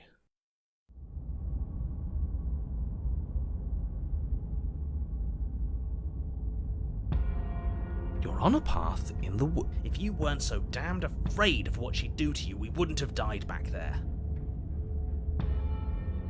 Fear is good. Fear keeps us alive. We died because you didn't have enough of it. So what? You'd have us cower in a corner? No, but that place suits her better than it suits us. She's big. We can't hope to find holes and openings down there. We need more room if we're going to survive. Are you suggesting luring her into the woods? Do you have any idea how dangerous that would be? If you lose sight of her, if she manages to slip away, that's it. Game over for everyone, yourself included. Are you not challenging us on all the looping? Have you known about it the whole time? Are you the same one we've been talking to since the beginning? Sorry to disappoint what I'm sure must feel like a grand revelation, but that's not what's going on here. We've never met. Then what is going on? What's going on is that you'd only be saying the things you've been saying if you'd already been here, and if you'd already seen things you weren't supposed to have seen. It doesn't matter. We could go in circles forever. I don't like staying still for too long. Let's get to the cabin, see this through. It's good to know that at least one of you is still capable of reason. We may have the same destination, but we're not the same. You are still an other, and I don't trust you. Well, fortunately, you have an entire trip through the woods to reconsider that. There's nothing to reconsider. We're all for violence here. Are we? I haven't signed off on anything yet. Violence is the answer here, but the method is equally important to the act. You can't let her leave the cabin. It's like I said, all just circles. Instinct tells me we need space, and I trust instinct. Nothing else to say. Not for me.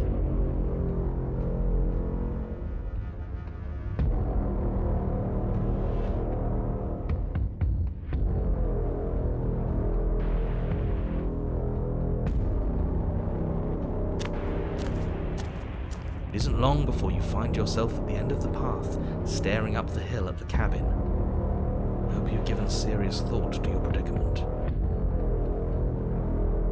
No last advice for us?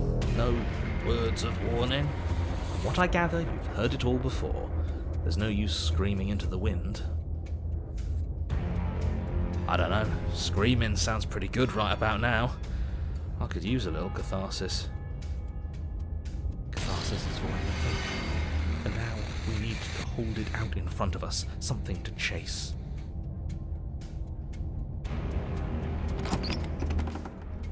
The interior of the cabin is suffocatingly tight, more of a glorified tunnel than a building. Its stone walls squeeze against your sides, leaving you no choice but to press forward. The only furniture of note is an iron altar jutting out from the wall, a pristine blade perched on its edge. The blade is your implement.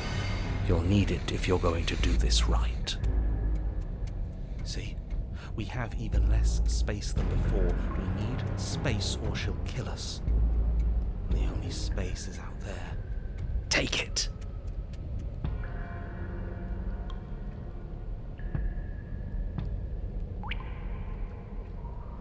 You take the blade from the altar. It would be difficult to slay the princess and save the world without a weapon. Good. There's no overcoming her without it. We need every part of us to survive, and that steel claw is as much a part of us as any. You step forward and approach the door to the basement, hesitating before you open it, as if you don't see it. You do see it, right? All we see is a damned mirror. This really is just like last time. It smells of nothing, yet it's still there. You reach forward and drag your hand across the door leading to the basement. As if on command, it slowly slides open, scraping against the floor as it reveals the dim path ahead. Why am I not surprised? It was in our way, and now it's not. That's all that matters. Before you is what may as well be a sheer cliff face. There are enough footholds that you'll be able to clamber your way to the bottom, but it will require careful effort. The air hissing up from below is warm and wet, like the breath of an enemy locked in close quarters. If the princess lives here, slaying her is probably doing her a favor. Her voice, bold and fierce and impatient, echoes from the chamber below. Do you have more fight in you than last time? That was such a disappointing show. I know you can do better than that. Goad her. Rile her up. If she's angry, she'll make mistakes.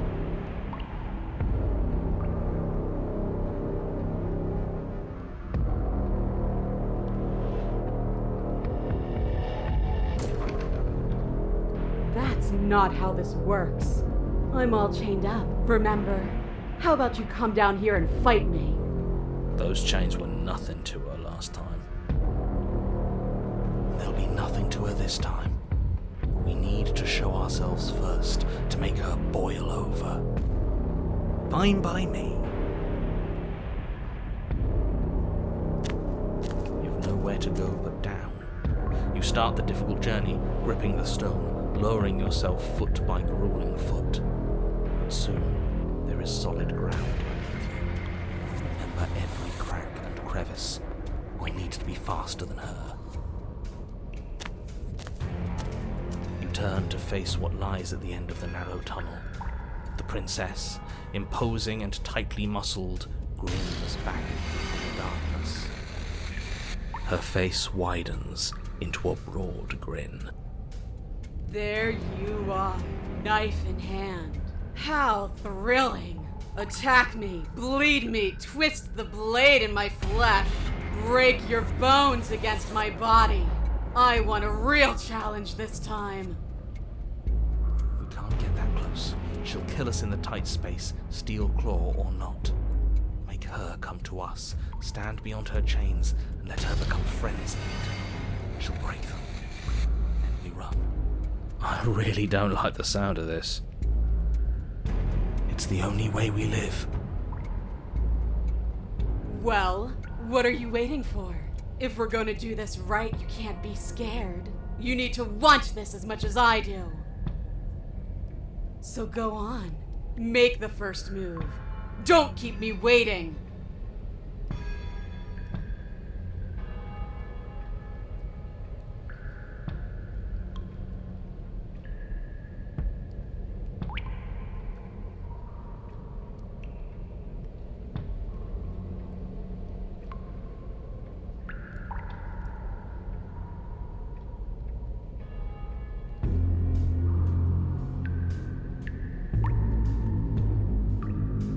The princess scoffs.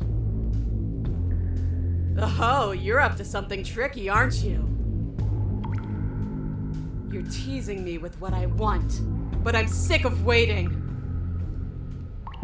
I'm not going to let you give me another bad fight. I'm going to get what I want.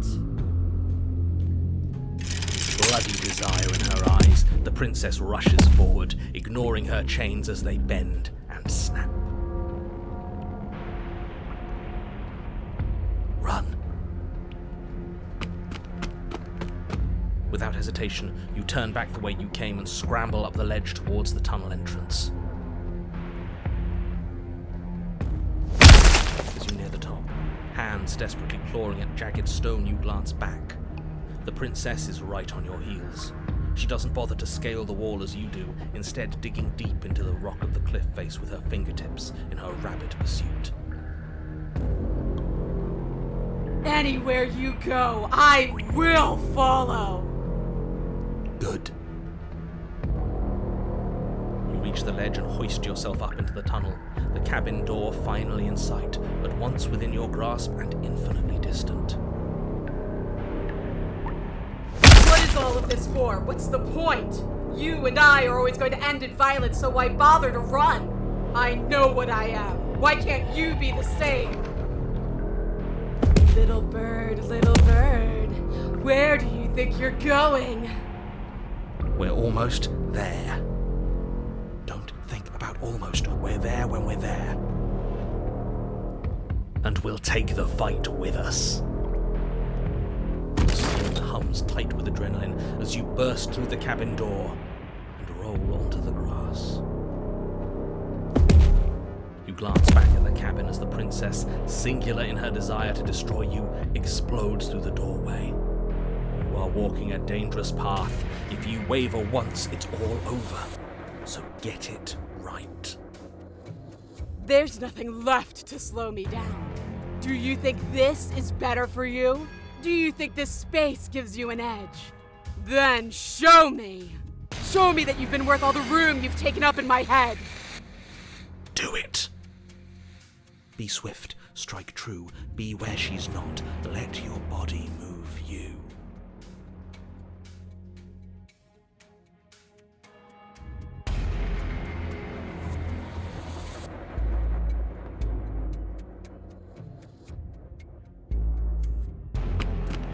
You leap from the grass and bound towards the princess, keeping low.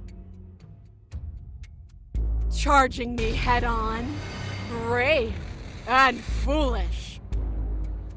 Her body braces for impact, anticipating the clash. That's where you're both wrong. Left, now!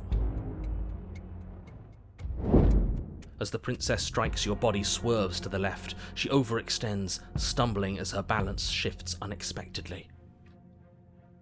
Strike. Before you can finish the thought, you lash out, the blade slicing through her leg. She turns to swing again. Right. You move out of the way, but this time it's not quite as clean. You can feel a bruise already blooming where her elbow crashed into flesh. It's nothing. A scratch. Yes, it could be worse. And you managed to gift her another cut in return. I'll be damned. We're actually going to pull this off, aren't we? You just might, but don't let it get to your head. Not until it's over. Yes, finally! This is the hole I felt in my heart. This is what I've needed. This is what I've been missing. This is how it always needed to end. Both of us giving it our all, beating and bleeding each other to death. The two of you engage in a devastating flurry of blows, each of you wounding the other again and again.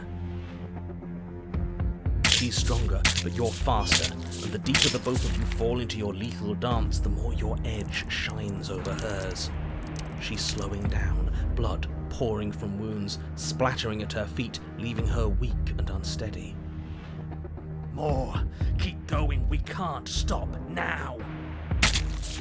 You spy an opening. She's waiting for you. She lets you sink the blade deep, trapping you in place long enough to wrap you in her impenetrable arms. You're slammed to the ground.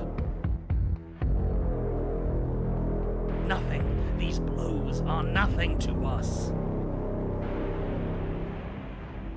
But her gambit wasn't enough to close the gap. It wasn't enough to kill you. She stares you down, coughing up a splash of blood as she gasps for breath.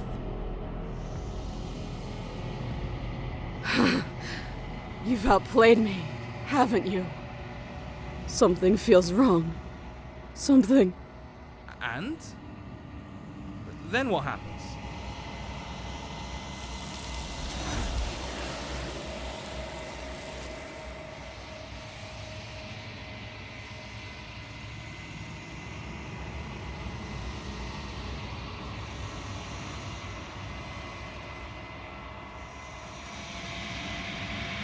She's gone. Where did she go? Should we try and find her? And there's that mirror again. Why is it here? Why now?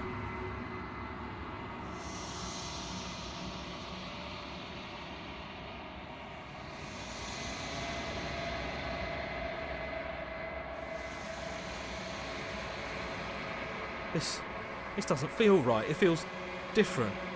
Final. That thing reeks of death. Screw the mirror. We just need to find the princess.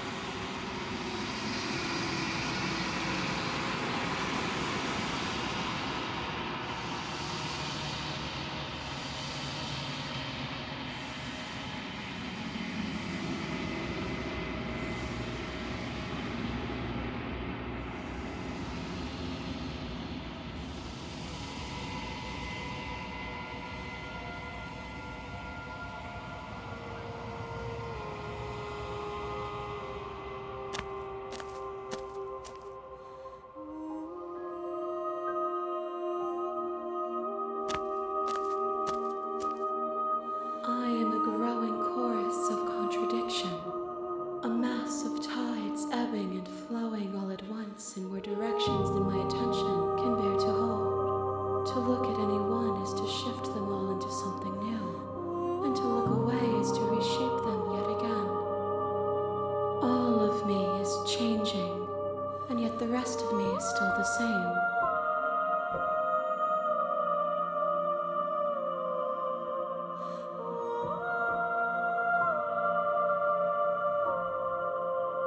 This one yearns to grow and struggle.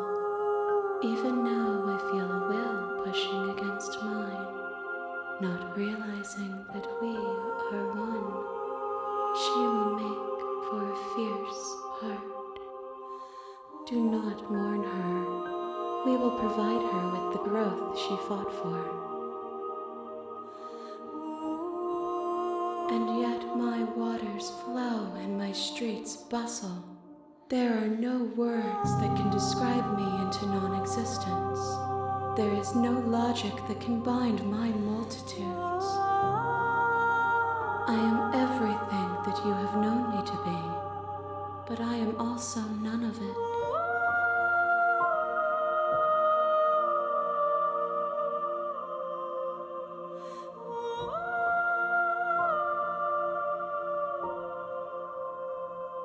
My perspectives are shadowed. You have seen what I have seen, just as I have seen what you have seen. The angles of my vantage do not offer me hidden truths, and my attention is turned inward, except when you are here with me. Perhaps this will change when our work is done.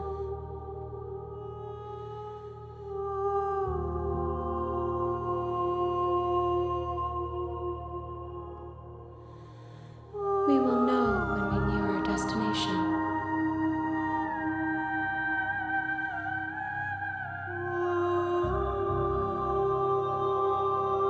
I will be here when it is time for us to meet again.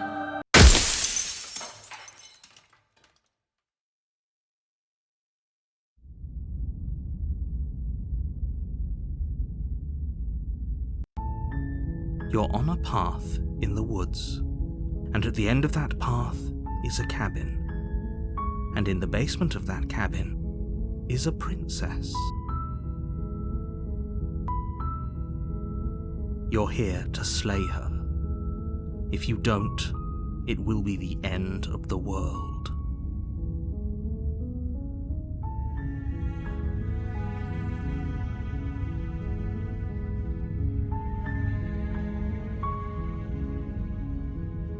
Seriously? You're just going to turn around and leave?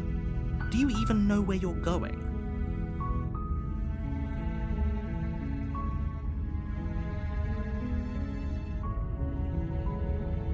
Somehow I doubt that, but fine. I suppose you just quietly continue down the path away from the cabin. Good. What we're being asked to do here is wrong. Better to wash our hands of this whole situation than to take part in it. Ignore that annoying little voice. He doesn't know what he's talking about.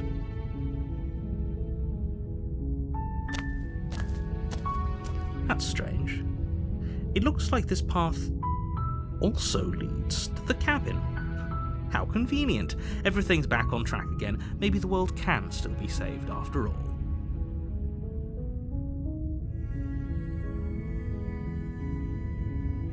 You're really keen on wasting everyone's time, aren't you? It's remarkably selfish, if you ask me. I've already outlined the stakes of the situation. If you don't do your job, everyone dies. Like, dies.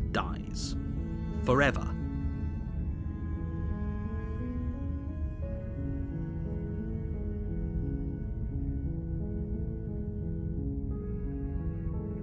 Killing is such a gauche phrasing and completely ignores the bigger picture. Your task is to slay the princess because she's terrible and she's really got it coming to her. But fine, you turn around and trek back down the path you came.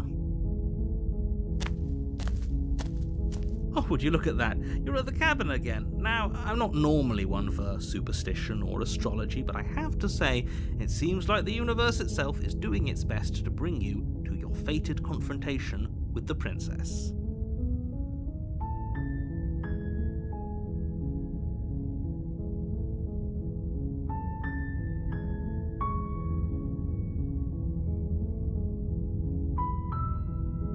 There's always a choice. Let me tell you right now that you're making the wrong one for pretty much everyone who's ever lived, as well as for everyone who ever will. And here we go. As you trudge into the woods, something strange starts to happen. At first, it's little flickers out of the corner of your eyes, glimpses of familiar wooden structures through the leaves.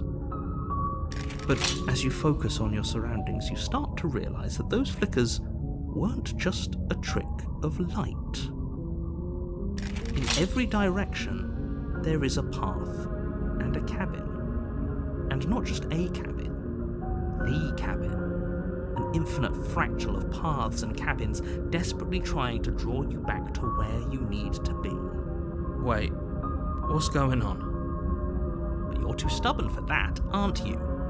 It doesn't matter how many paths or cabins appear around you, you're just going to do whatever you can to shirk your responsibility because you care more about irritating me than you do about the fate of the world.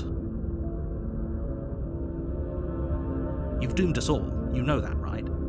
But of course you do. Otherwise you wouldn't just wander off into the forest in search of certain death.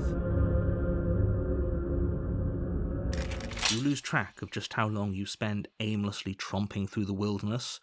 But it's not like any of that time spent lost in the woods really matters, because it isn't long before the world ends and everyone dies.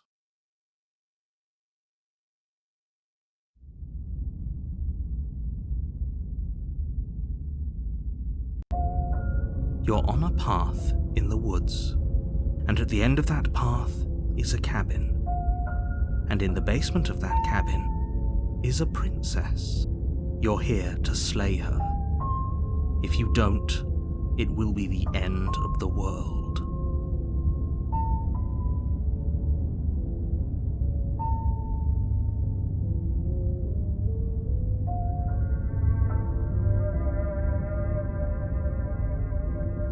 assure you that you're not dead and that the princess has yet to end the world, otherwise you wouldn't be here. And to answer your question, you're here to slay the princess. I literally told you that a second ago. If he doesn't remember what happened, then maybe it's best to keep it that way. I don't know, I think it's more fun if he knows what we're thinking. He's like a captive audience. The entire world ending wasn't enough to get rid of us.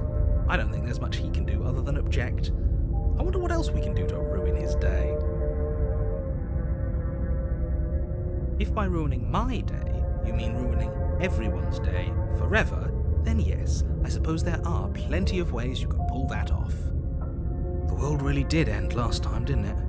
We should be careful. For all we know, we just got lucky.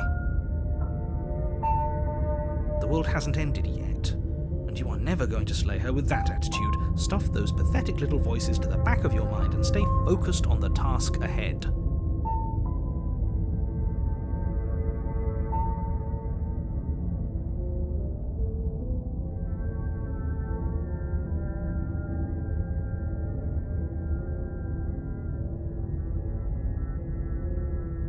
You have already committed to my completion. You cannot go further astray.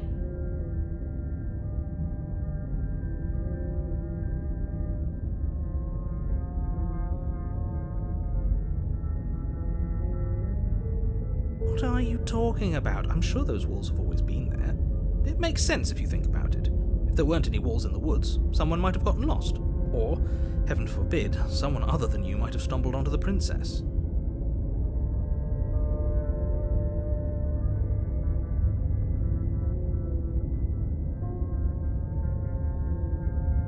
You know I can tell when you're lying, right? Please take this seriously. I am begging you. A warning before you go any further. She will lie, she will cheat, and she will do everything in her power to stop you from slaying her. Don't believe a word she says. If we're stuck going in there, maybe we should believe her. Maybe she isn't a liar. Ignore him. He's just being difficult for the sake of it. Let's keep an open mind.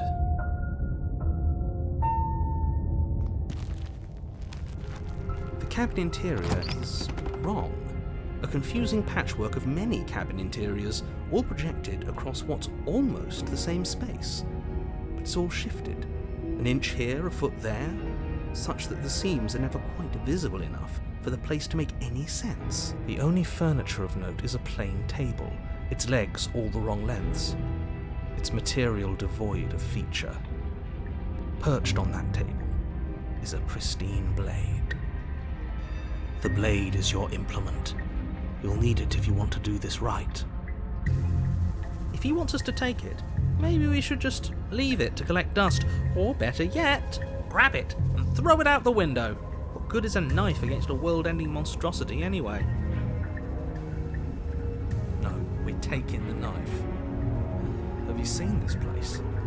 You have literally no idea what to expect and no idea what we're dealing with. I've already told you what you're dealing with. You're dealing with a princess. How many times do I have to explain this incredibly simple and straightforward premise? You can't just say that, but when everything here is so wrong. Listen to me.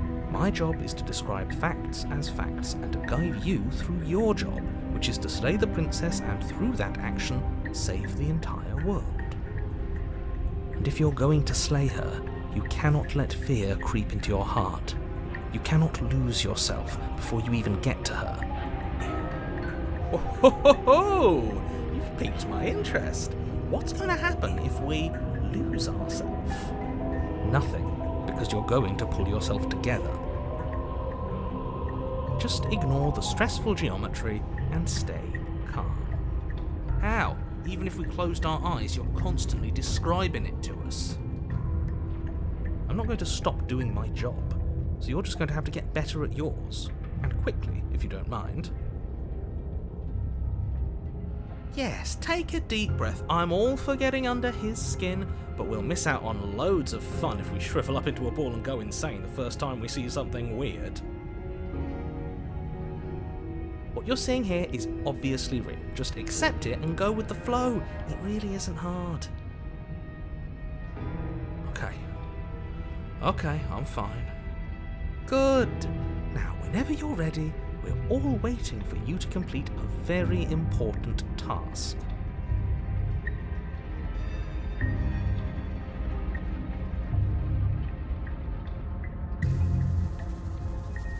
You take the blade from the table.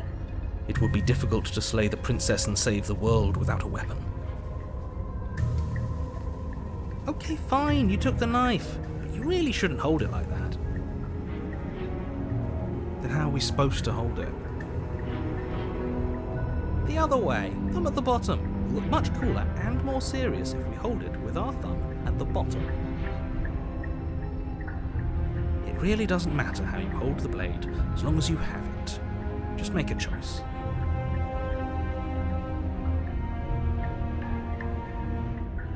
You switch your grip on the blade. Congratulations. Yes! Isn't this so much better? Okay, fine. You're right. This does look a lot better. It really doesn't matter. Just get on with it and deal with the princess already.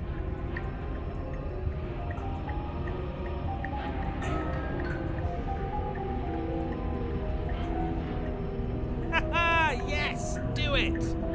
Seriously.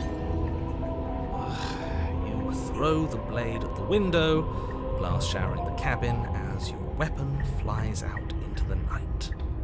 I suppose you'll just have to deal with the princess without it.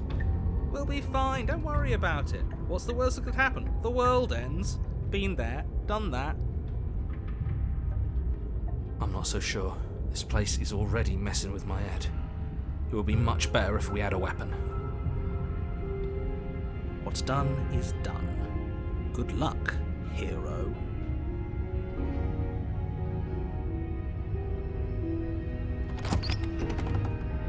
The door to the basement creaks open, revealing a web of branching staircases all built from unidentifiable materials. Nothing here seems to belong, and the closer you examine your surroundings, the more confused you get, your head throbbing with the effort of making sense of this place. None of the stairs even seem to go anywhere, let alone down. The air here has a sickening, almost sludge-like miasma to it, the kind of indiscernible quality that comes from the blending together of every scent there is at once. An odour that is simultaneously everything and yet the sum of it all coalescing into a thick, nauseating nothing. If the princess lives here, slaying her is probably doing her a favour. Her voice, a disquieting collage of tone and personality, drags up the stairs. Hello? Hi. What are you doing here? Are you here to kill? No, thank you. Oh, don't be such a baby. I don't want to do this. Let's just turn around and leave. This feels wrong. This feels like a trap. Like whatever we do, we're gonna die. We don't even have a weapon. But we already tried turning around and leaving, didn't we? And he threw up a wall. No way to go but forward. And whatever choice we make, whatever she is, we know one thing for sure. And what's that? That the fate of the world hinges on your success? There'll still be plenty of ways to ruin his day.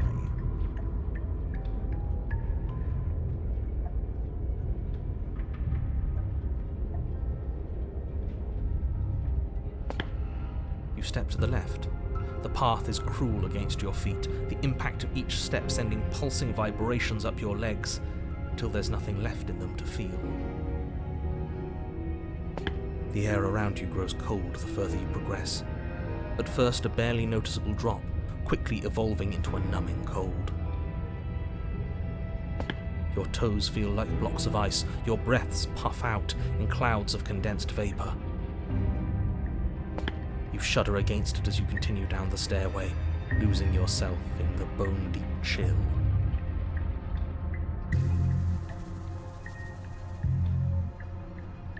You slowly lose sense of yourself the further you go. Time disappears, and you can feel yourself begin to untether. Physical sensations dull and then vanish, until the only things experienced are the endless repeating patterns and emotions of the journey, a continuous march forward to a destination long forgotten.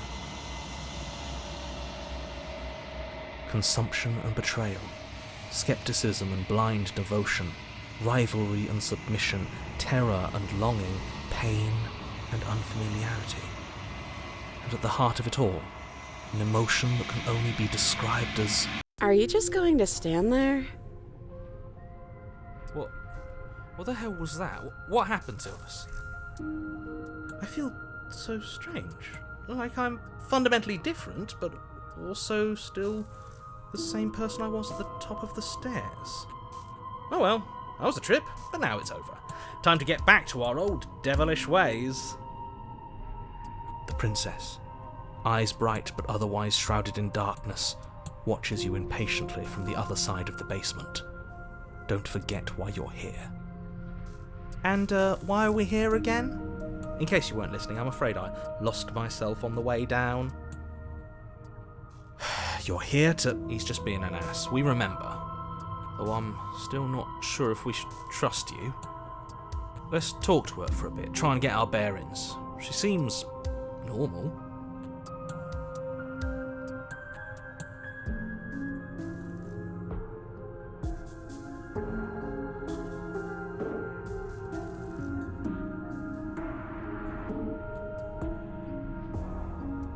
What, like you need me to hold your hand and tell you everything's okay? You're not really cut out for this, are you? Why are you even here? We're probably stuck down here forever, aren't we? There's no way out, and barely a way in. As the princess speaks again, it's almost as if she fractures, and where there was once just one of her, there is now another. We can do that? I don't like this. It's those cabins all over again. Can we put her back? You said you'd been here before, right? What exactly happened last time? Does it matter? Yes, it matters. But I'm not going to waste any more time prying out details if you're going to be so irritating about it. It seems to me like you saw something you weren't supposed to have seen. If only you'd listened to whatever words of wisdom you were given in that other reality. But what's done is done, isn't it? Whatever you saw last time, unsee it. Whatever thoughts weaseled their way into your head, unthink them. If it's not already too late. You have a job to do here, and you need to do it now. Ooh, new plan. Let's see if we can make even more of her.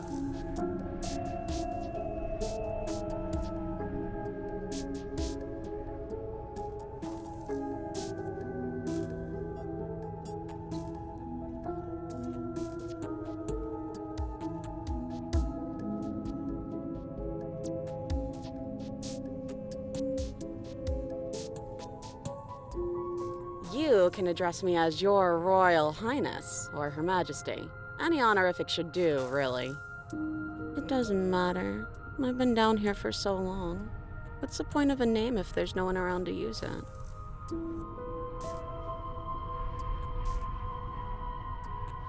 And what's that supposed to mean? Are you trying to get under my skin? I don't feel like I've gotten any bigger. There must be something wrong with you. I'm the same as I was a moment ago. She fractures again. I don't like where this is going. Neither do I, which is why you need to slay her now before things get more complicated than they already are. How would we even do that? Where would we start? We could always start by retrieving the blade. The one he made us throw out the window. I wasn't the one who threw it. Oh, come on, you told us to. Don't try to pass the blame now that it's come back to bite us. Well,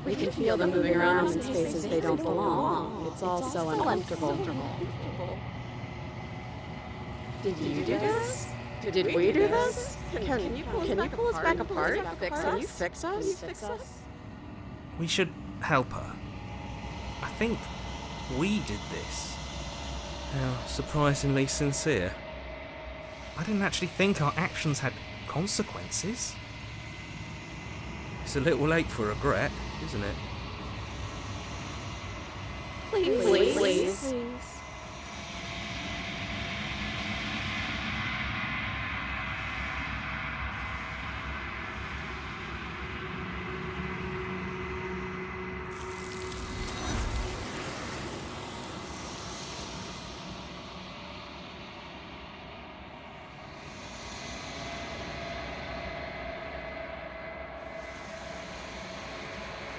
She's gone. Where did she go? Should we try and find her? And is that a mirror? Why is it here? Why now?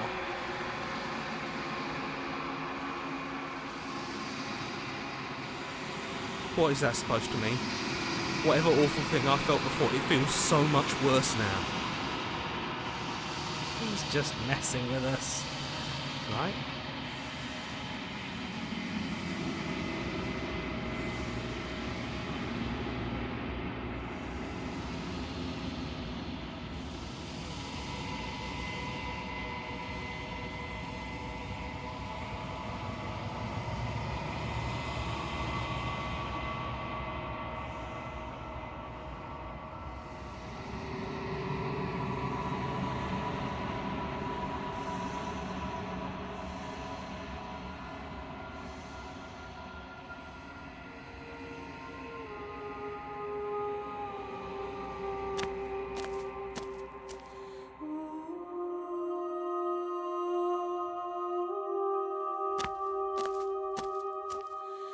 There's a world beyond the endless walls of the long quiet.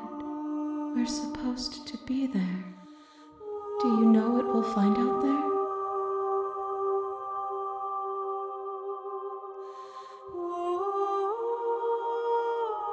There is a warmth and sadness in me at the thought of people. Fresh tears on a winter's day.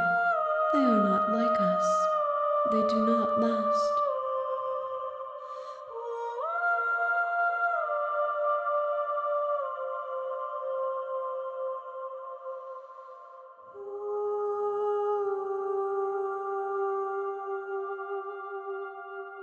No, their thoughts are quiet. Do you think your narrator lives in the spaces beyond?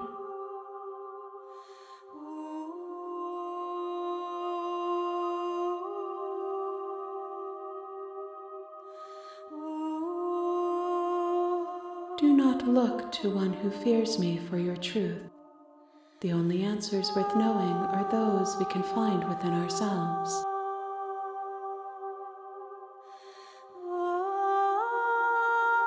One, whatever you bring me next will be enough, and then gravity will pull the others back to me. I will be singular, a final multitude.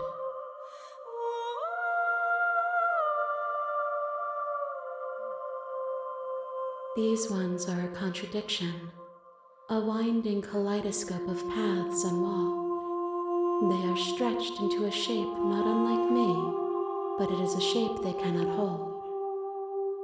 They will make for a rich and vibrant heart. Do not mourn them, for they will finally get to know themselves.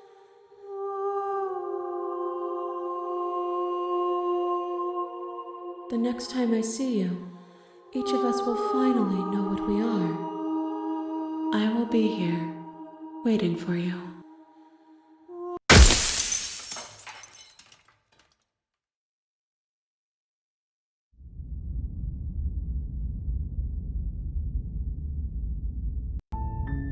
You're on a path in the woods, and at the end of that path is a cabin.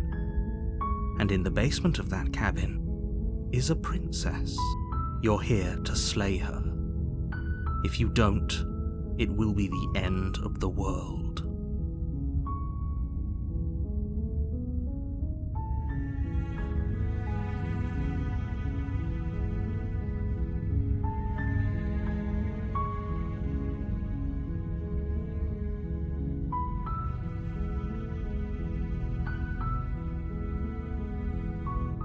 course I haven't. Why would I even consider that? Nobody wants the world to end.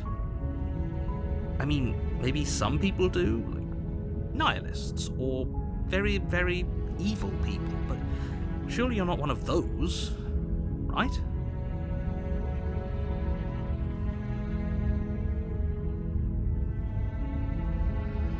While I appreciate the mental exercise, we are running up against a bit of a ticking clock. Nevertheless, let me assure you, the princess is locked up because she's dangerous. She is not dangerous because she's locked up. And before you decide to waste even more of our time by asking how I know that, let me suggest a more pragmatic lens through which to view this situation. Causality doesn't matter here, because the end result is the same no matter what led us up to this point. If the princess leaves the cabin, the world will end, and there is no changing that. It's no use arguing semantics over a metaphorical chicken or egg, because the egg is hatched and it's about to ruin everything. Unless, of course, you do your job and slay her.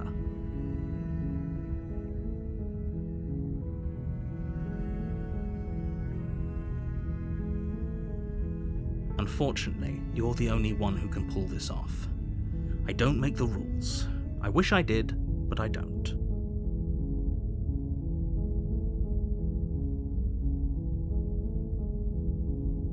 That's the spirit. You make your way up the short path to the cabin. You'll find the princess within. We're not going to go through with this, right? She's a princess. We're supposed to save princesses, not slay them. Ignore him. He doesn't know what he's talking about.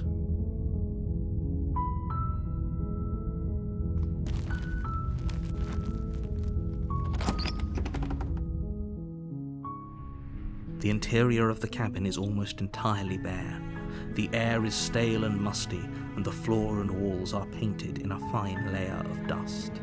The only furniture of note is a plain wooden table. Perched on that table is a pristine blade. The blade is your implement. You'll need it if you want to do this right.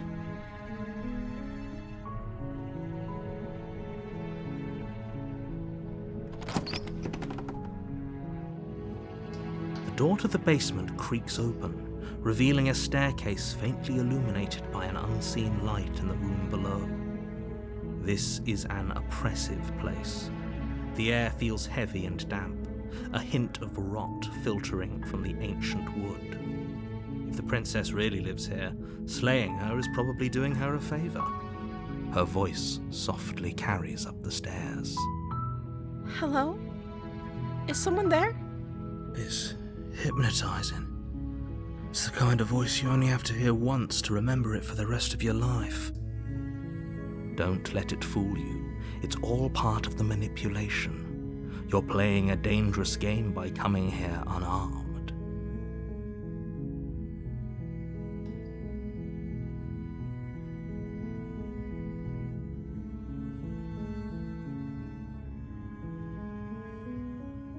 How many times do I have to tell you how dangerous letting her out of here would be before it finally sinks in? Wait, really? You're here to rescue me? I was starting to think I'd be stuck down here forever. Come downstairs. I want to see the face of my rescuer.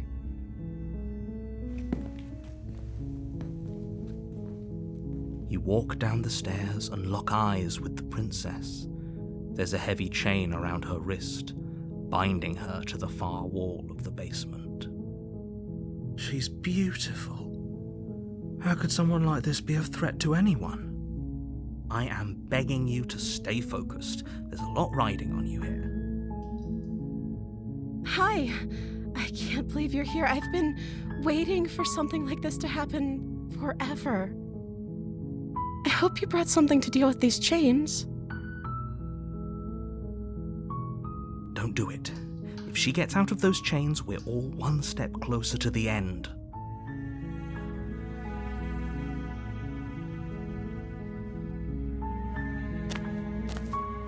You're only making this more difficult. Thank you. Thank you. You're making a huge mistake. No, you're doing the right thing. You walk up to the chains binding the princess to the wall and give them a tug. They're large and heavy, far too solid for you to even imagine trying to break them apart. I'm guessing you don't have the key? Maybe it's somewhere upstairs. Doubtful. Whoever locked the princess away down here intended for her to never see the light of day. They wouldn't have just left the key to her chains somewhere in the cabin.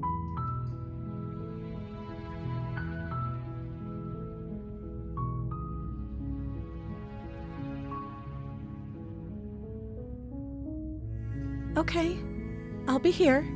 Good luck.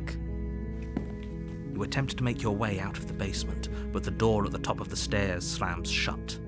You hear the click of a lock sliding into place. Is someone else here?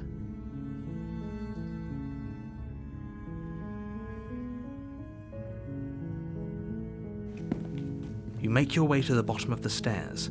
This would have been so much easier if you'd just taken the blade like you were supposed to. Easier for whom? Easier for everyone. Look at the mess you're in. I heard the door slam. They locked you down here too, didn't they? There's a slight panic rising in the princess's voice. If I could just get out of these chains, I know we could force our way out of here together. She barely hesitates before raising her arm to her mouth, her teeth tearing through her limb with the determination of a trapped wolf. As she rips her flesh from her bone, a sound comes from behind you, the clang of bouncing metal. It's the blade from upstairs. You're not sure how it made its way down here, but if there's a time to strike, it's now. Or we could use it to free her. You won't like what happens if you do that. Fine. Against your better judgment, you place the blade against the ragged, self-inflicted wound on the princess's arm, just above the unyielding chain binding her to this place. You cut into her flesh. The blade is sharp, and it takes little effort to crack through the bone of her arm. Her limb falls to the ground, and the heavy chains follow suit. She didn't so much as utter a sound through the whole ordeal. No, she didn't. She smiles softly as her gaze meets yours, blood from her wounded arm dripping rhythmically to the ground. How is she still smiling after everything? It's like she isn't even bothered by what just happened. Thank you. Now let's get out of here. No, we won't have any of that. The stakes are too high. You can't just let her escape into the world. No, I can't just let her escape into the world.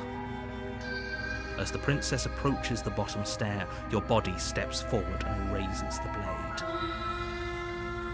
Wait, this isn't fair. You can't just do that. Watch me. What are you doing? Okay, there's no going back now. I'm with you to the end.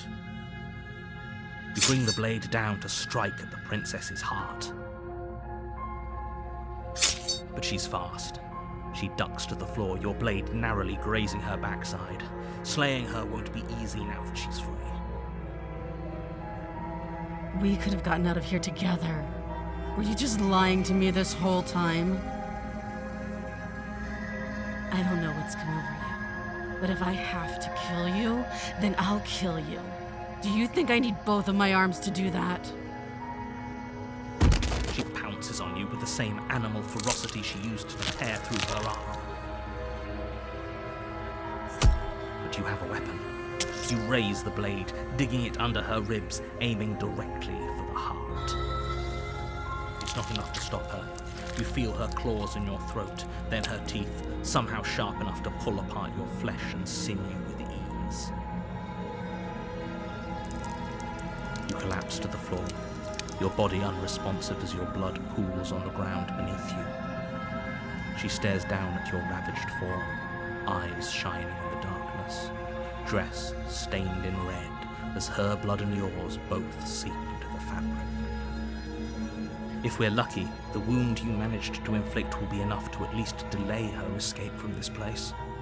If we're very lucky, it will kill her before she can reach the outside world. It can't just end like this, right? As much as I'd prefer for things to have gone differently, I can't deny the reality of what's happened. I'm sorry, but it's over. Everything goes dark, and you die.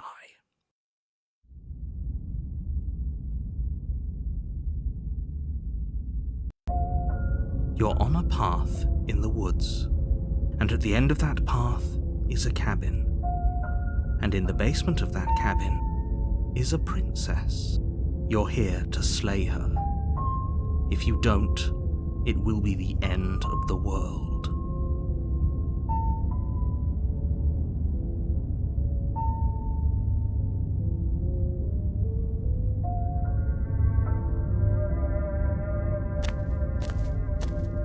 A warning before you go any further. She will lie, she will cheat, and she will do everything in her power to stop you from slaying her.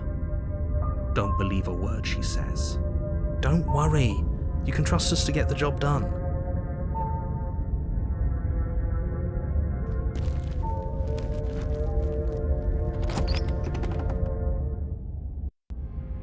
The interior of the cabin is a mess of twisted roots. The walls a chaotic weave of knotted wood that, almost as if by accident, just happened to resemble a room.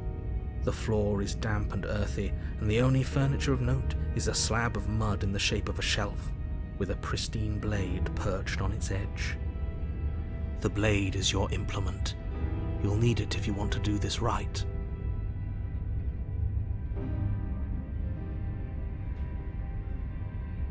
You take the blade from the shelf. It would be difficult to slay the princess and save the world without a weapon. Well, if we're grabbing a weapon, we should probably keep it hidden behind our backs. She doesn't have to know we have it. That's not actually a bad idea.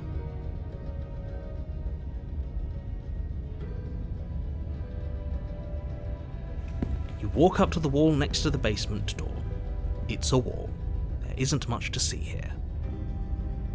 What are you talking about? This isn't a wall. It's a mirror. Or at least it'll be a mirror once we wipe off that layer of grime. You reach forward and rub your hand against the cabin wall. I hope you know how ridiculous you look right now.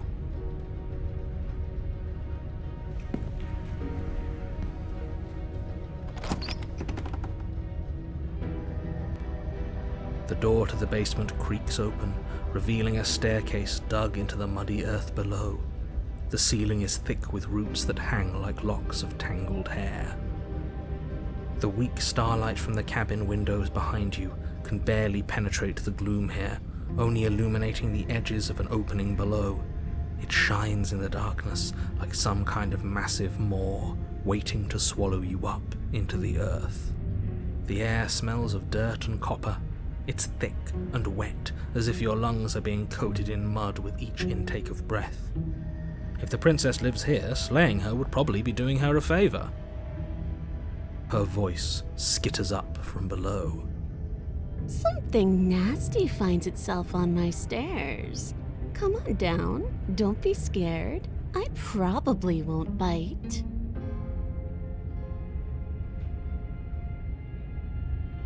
I recognize that voice as easily as I recognized your nervous little footsteps coming up the path. I know who you are, and I remember what you've done. She must have you confused with someone else. She seems Friendly enough. Maybe we can talk our way out of this whole situation. You can't. Unless you slay her right away, she's going to break free and end the world. There's no reasoning with what she is. Look, I'm just throwing ideas out there. I like to think out loud. I'm the kind of guy who likes a discussion. Don't we want to hear what everyone has to say before making any big decisions? Do you want to hear what everyone has to say? Or do you just want to hear yourself talk?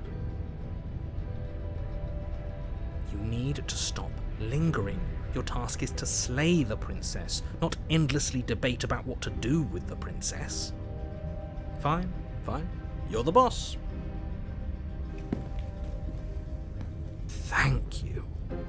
You descend the basement steps, entering the dark room below. You can just make out the shape of the princess in the gloom. She's huddled against the far wall, her eyes bright and glaring from amid the thick roots.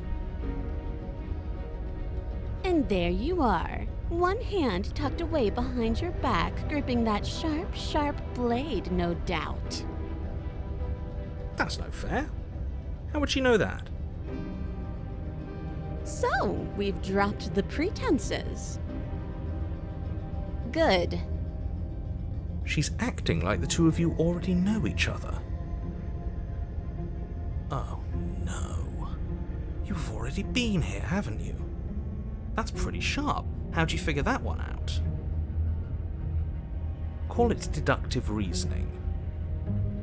Well, you seem to be great at it. Do you remember us then? Do you remember last time? No, I don't. But you and the princess clearly have a shared reality, even if I'm not a part of it.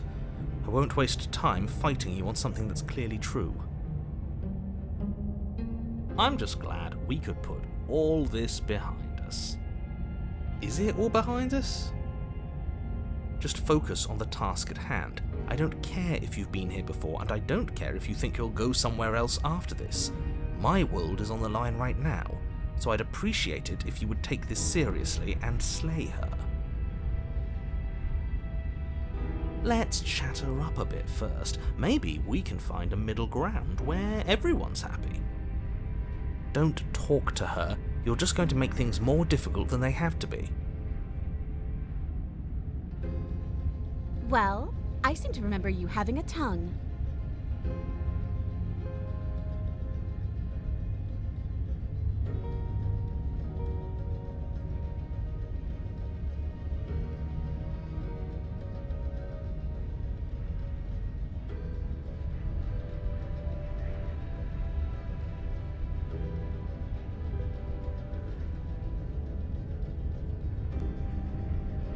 I suppose you didn't come into my hovel of your own accord, did you? All right. I suppose I could team up. I need a way out after all, and unfortunately you're the only one I have. Seems to me like she's offering a mutually beneficial arrangement. We should take it. Do you know what the word mutually means? Because it sounds to me like she's offering an arrangement that benefits her and her alone.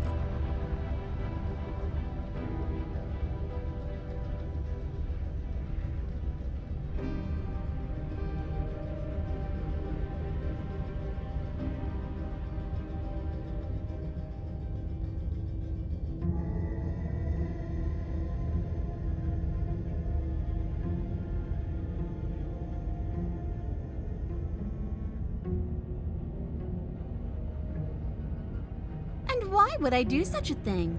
Is someone's guilty conscience getting to them? But I wouldn't worry. As much as I may hate you, letting you live is in my best interests. If you get me out of here, the only thing that will be dead and buried is the bad blood between us. Oh, that nagging feeling you mentioned is me, by the way. I'm actually a little anxious about a potential backstabbing event. She needs us to get out of here. We'll be fine if that's what we decide to do. You won't be fine because destruction is in her nature. If she gets out of here, that's it for the world, remember? Even if that's true, that doesn't automatically mean she's going to stab us in the back. I think that depends on your definition of words like stab and in the back. She might not literally do that, but she could very well symbolically do the same thing. See? He gets it. There's nothing wrong with looking out for number one.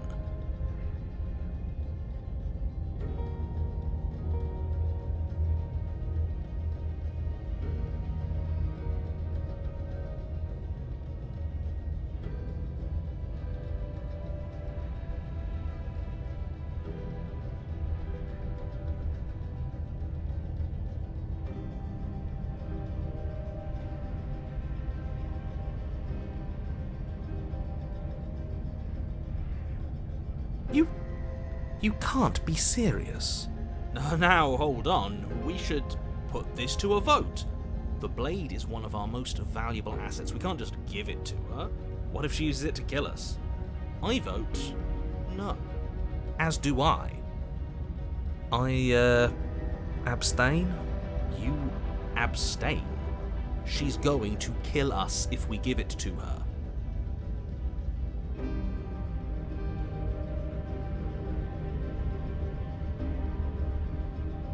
You're going to get everyone killed, you know that, right? But of course you do. You toss the blade at the princess's feet. She eyes it with suspicion before kneeling down to pick it up. I wouldn't have done that. Why did you? You hear a clanging of metal against the dirt floor, and the chains fall from the princess's wrist. She could have gotten out of those the whole time. That sneaky little... A woman after my own heart. It's a shame we just gave her a weapon, because if I were her, I'd use it on us right now. Luckily for us, you're not her. Oh, we sure think alike, though. I can promise you that. Whatever you say next, you better make it count. She creeps forward, taking one cautious step at a time until you and she are face to face. What do you think happens now?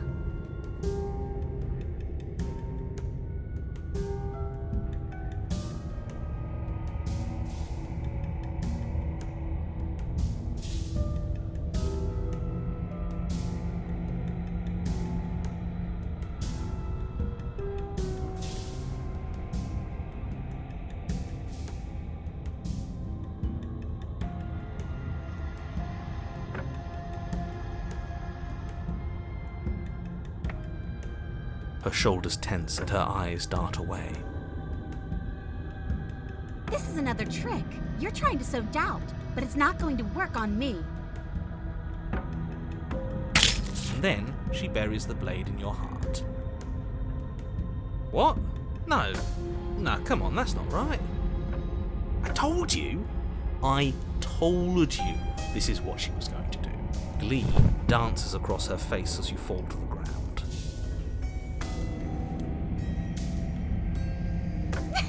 I did it! I got you! You... The princess seems to tremble, her smile fading quickly, replaced with concern. Her nervous eyes brim with tears. Why? Why did you let me do this? But you don't have the strength to respond, nor do you have the time. Everything goes dark, and you die.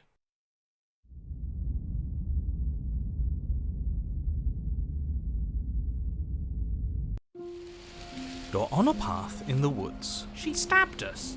She actually stabbed us.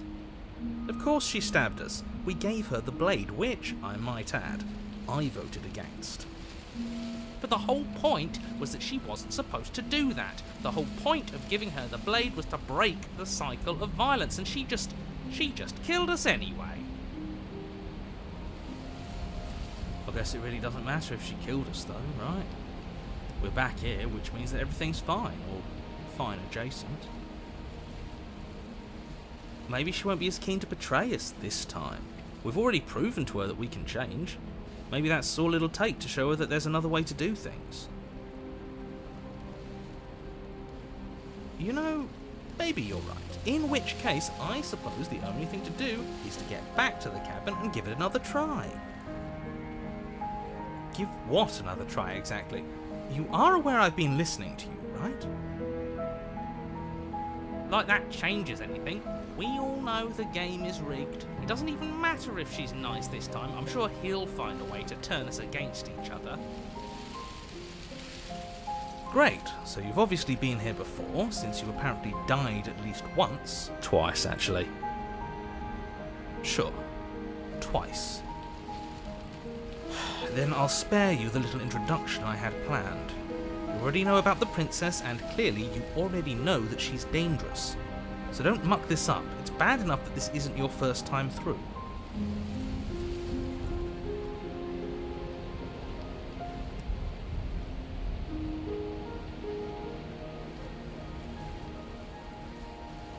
Yes, good. Playing both sides. That's what smart people do, and you're the smartest in the room. I'm not sure it counts as playing both sides if people can hear you doing it. Buddy, you're thinking in far too few dimensions. There's layers to doing this right, and I'm pretty sure the one making the choices gets that.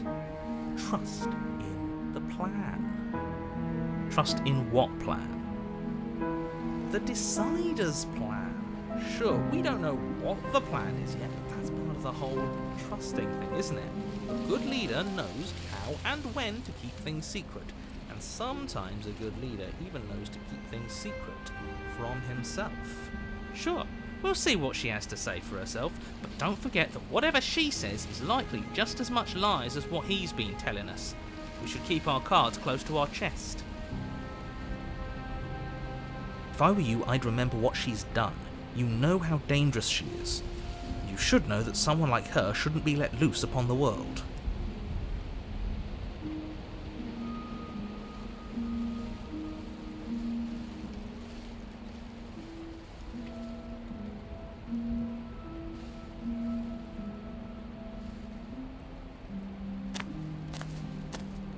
It isn't long before you find yourself at the base of the cabin. I think it's clear where everyone stands at this point. I don't know if I'd say everyone. You talking about me? I have a position. It's a good one too. Ignore him, he's just talking for talking's sake. My position is the only one that matters. The princess is a threat to you. She's a threat to me, and most importantly, she's a threat to the world. You know what you have to do.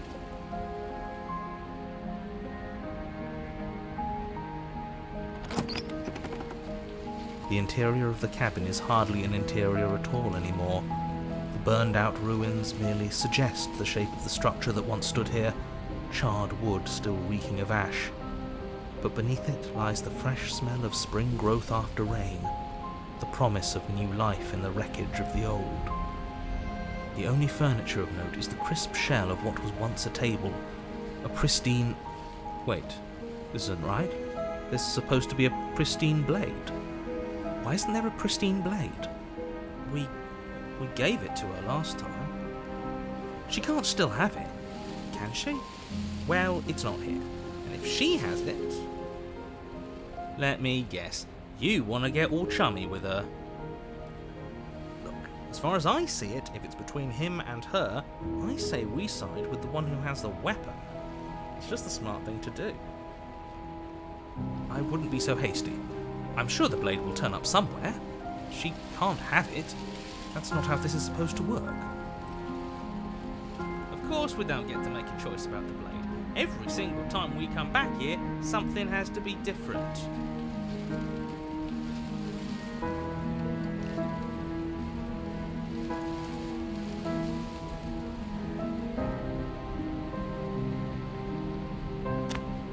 You step forward and approach the scorched entryway leading to the basement, hesitating before you begin the descent. It went away when we touched it last time, not that this place always follows the same rules.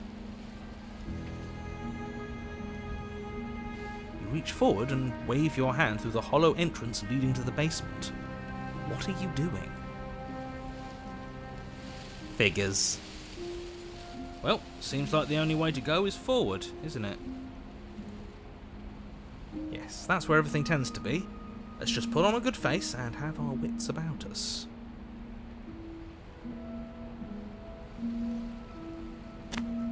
You step through the frame of scorched wood and make your way into the darkness below. The stairs to the basement are covered in a fine layer of gritty ash. The air still feels warm, as if the fires that ruined this place had only recently been extinguished. Yet fresh shoots of thorny branches are already weaving themselves through the soot-covered earth of the walls around you. Their spines point courteously down towards the basement, so you're able to brush past their jagged points with ease, at least on the way down. But you don't need to think about the way back up just yet. That's a matter for after the world's been saved. I'd say this feels like a trap, but you practically said as much. Yet you still want us to keep going. They're only thorns. I'd say getting a few scratches in exchange for the lives of everyone in existence is a fair trade. I'm sure you'll manage. Her voice, worn down by pain and suspicion, hobbles up the stairs. I can't get away from you, can I? You betray me, I kill you, and you come back. You let me kill you, and you come back. I don't know why you let me do that. I don't know what you want from me.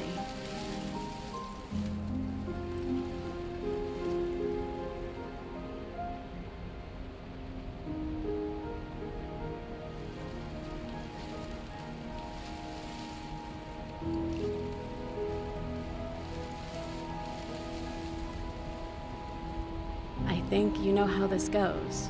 I'm down here and I can't leave. So come down and talk. It's not like I can stop you. You continue down the basement stairs, brushing past the smooth edges of thorns that grow more and more plentiful as you make your way forward. You step out into what was once a vast open cavern, now overrun by briars and prickles and thistles, the space thick with hostile vegetation. At the heart of it all, encased in a tight weave of vines, is the princess, her bloody, trembling hands clutching a pristine blade. Did you know this was going to happen to me? Are you here to watch me suffer? Are you here to laugh?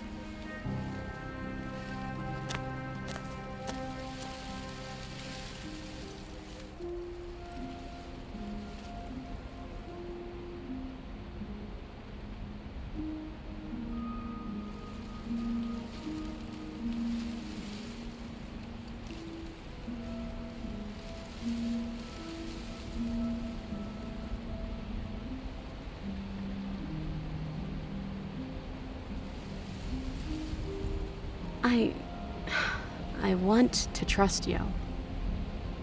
Her grip tightens on the blade. But you're hiding something, aren't you? Why would you help me if you weren't helping yourself?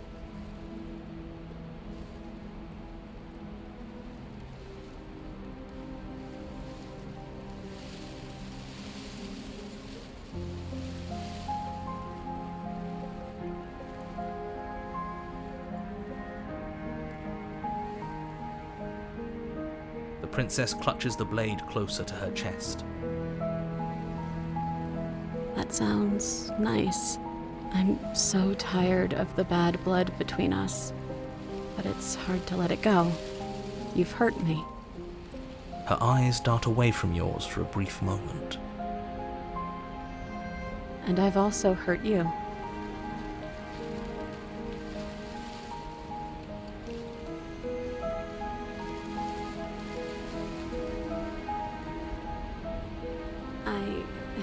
I don't know. What can either of us really say at this point? How can we trust something as hollow as words? She's right, there's nothing left to say. So let's get a move on and do something before she comes up with a scheme to get out of here on her own. Careful with that one. He's not the smooth negotiator he thinks he is. It does feel like we're stuck until we do something. If there's even anything to do besides make things worse. We're not making things worse. I think she wants to trust us.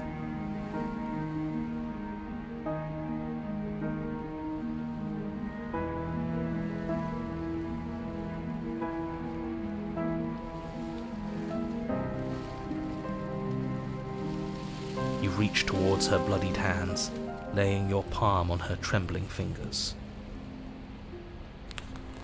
For a moment, she clutches it even tighter, her knuckles going white with the effort. But then the tension fades. Her grip finally loosens and she allows you to take the weapon. You carefully pull it free from the thorns, though they scrape at your skin, leaving red trickles of fresh blood all along your arms. I'll be damned. She really gave it to us. It feels like it's been so long since we've held real power in our hands. I wonder what we should do with it. We free her, obviously. It's the right thing to do.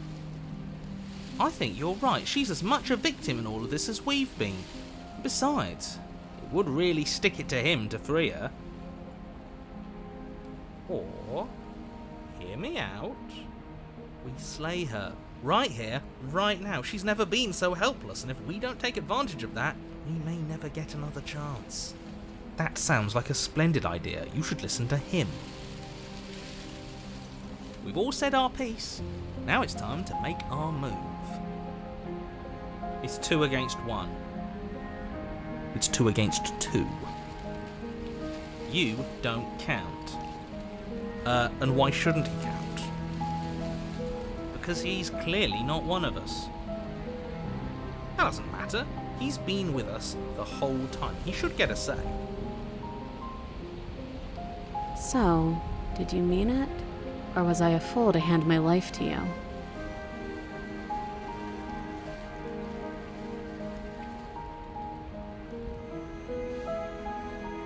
Yes, what a good idea. Let's cut her free. Oh, so you're suddenly team free her? You can't just switch sides as soon as we make a decision. I can do whatever I want, and I believe with my whole heart that this is the right course of action. Let's free this princess. Even if he'll stick a knife in our back as soon as he has the opportunity, it's still better to have him nominally on our side. At least that gets him to shut up for a while. See? We're all friends here, united in our actions and intentions. Yeah, united. But the other one has a point. If it keeps you quiet, sure, we're all friends. Take the blade to the thorny vines imprisoning the princess, and she flinches, relaxing only slightly as the blade slices into the thick vegetation rather than her arm. And she flinches again as the last of the vines is cut away, as if, after all of that, she's still expecting you to turn on her and stab her in the heart. But you're not going to do that, are you? Still, all it would take is a single slip of the blade. Is that really all you've got, threatening us with an accidental misstep? I expected more from you. Our blade didn't even waver when he said that. Yeah, you're right, he's a bit of a nobody, isn't he? Good thing I've been on your side of all this since the beginning.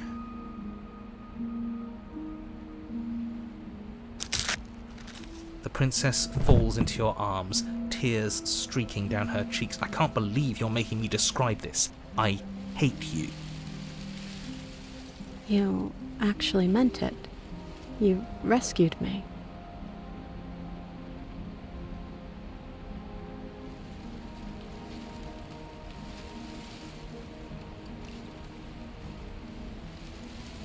She smiles, her hand slipping into yours, and the two of you rush to the basement stairs.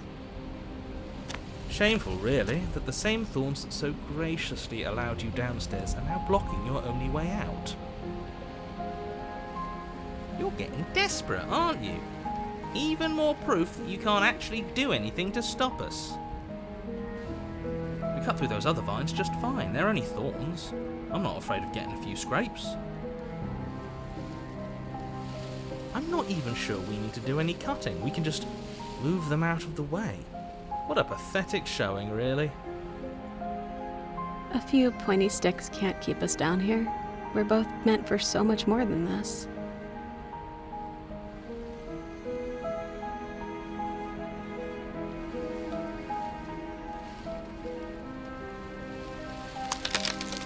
As you step into the thorns covering the basement stairs, they yield.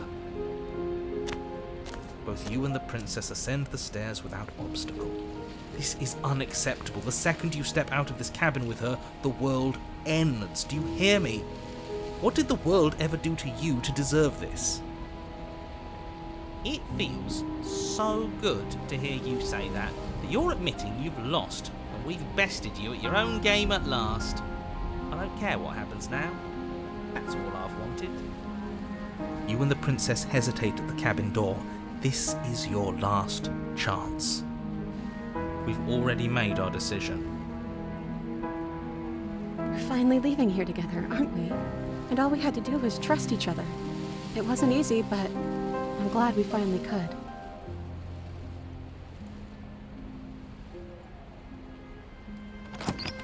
Hands clasped, the two of you open the door and step out into a new day, you irredeemable murderers. What do we do now? Where's everything going? Why is it so cold?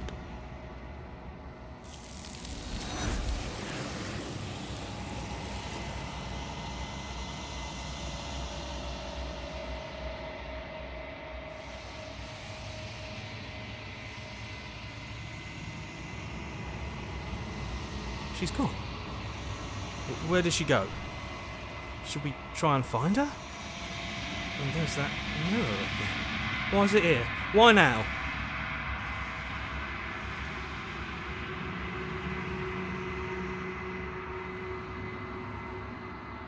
This doesn't feel right. It feels different. Final. It's going to do something to us. I can feel it. If they think it's bad, I'm with them.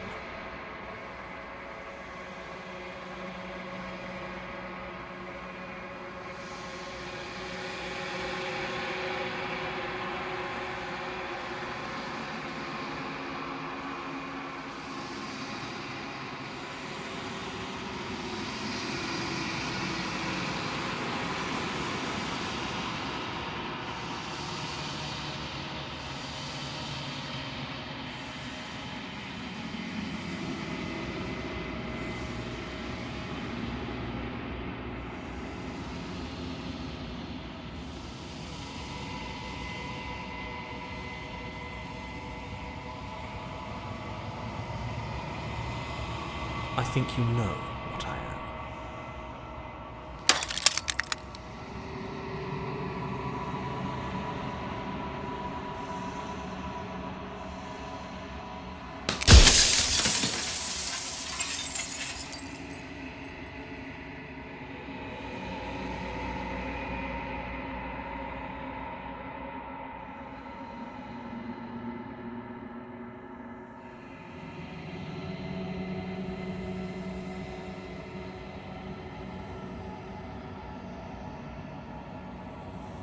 I am an echo, likely one of many.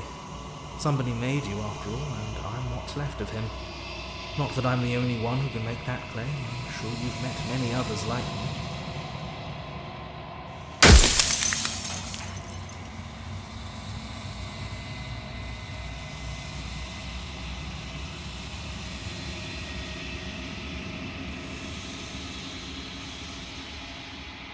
I'm aware, and if I were you, I'd be more precious about your time.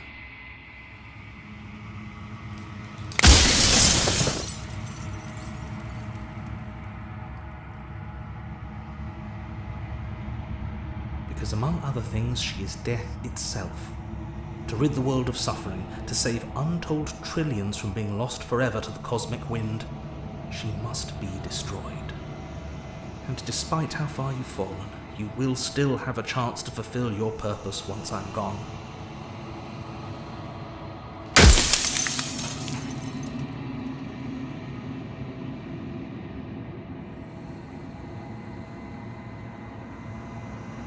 She is the shifting mound, the ebb and flow, the capacity to change.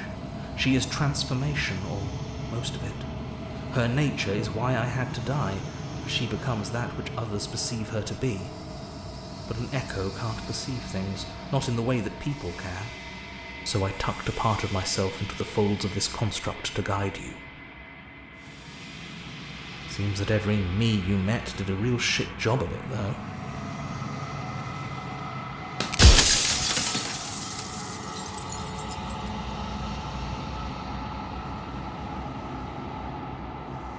When I broke the cycle, I made sure that the tear was rough. You carry a part of what should be her, and she carries a part of what should be you. Things won't be as they are now, but they won't be nothing either. Besides, anything is better than oblivion. In the end, nobody wants to leave.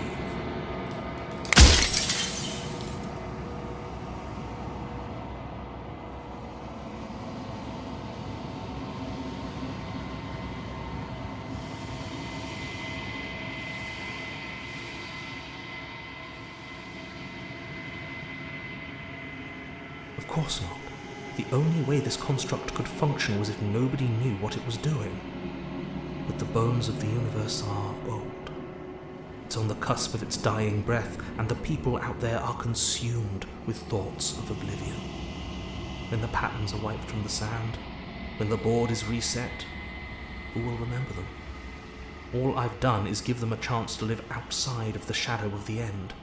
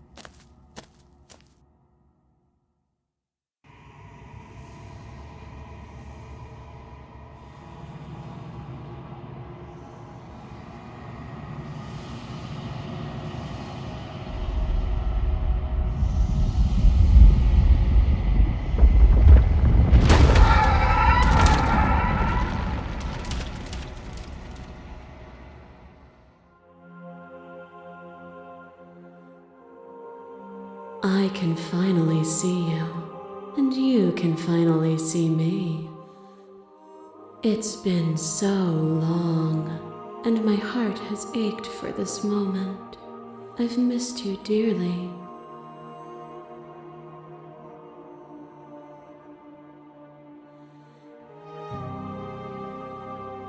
Names are their attempts to capture that which cannot be captured.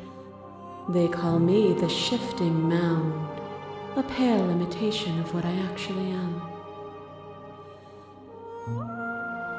Ever the passive player, always reacting and never acting. But it's woven into your nature, isn't it? When the echoes spun us from one into two, he gave you a choice and me a role to play. I am not death, but I contain it in my multitudes.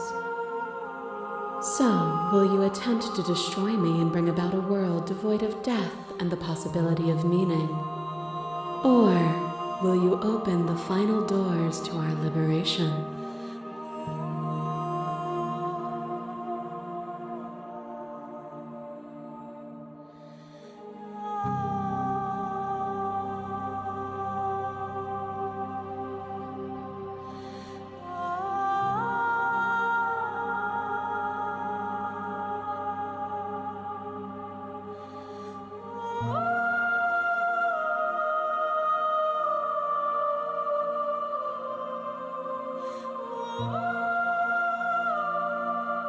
Nothing brings me greater joy than to hear those words. The final piece lies with you.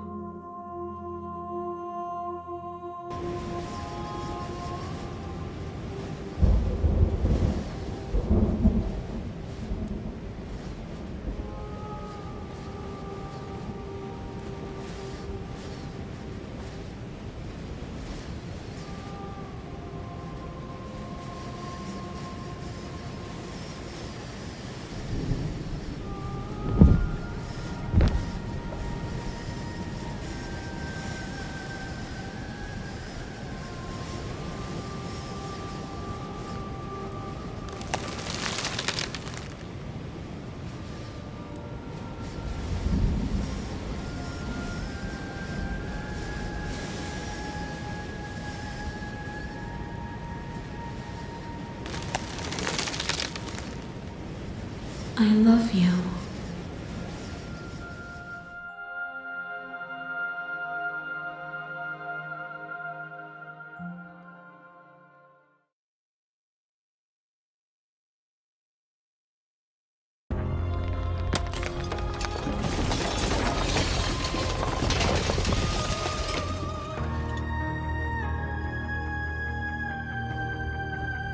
It's magnificent.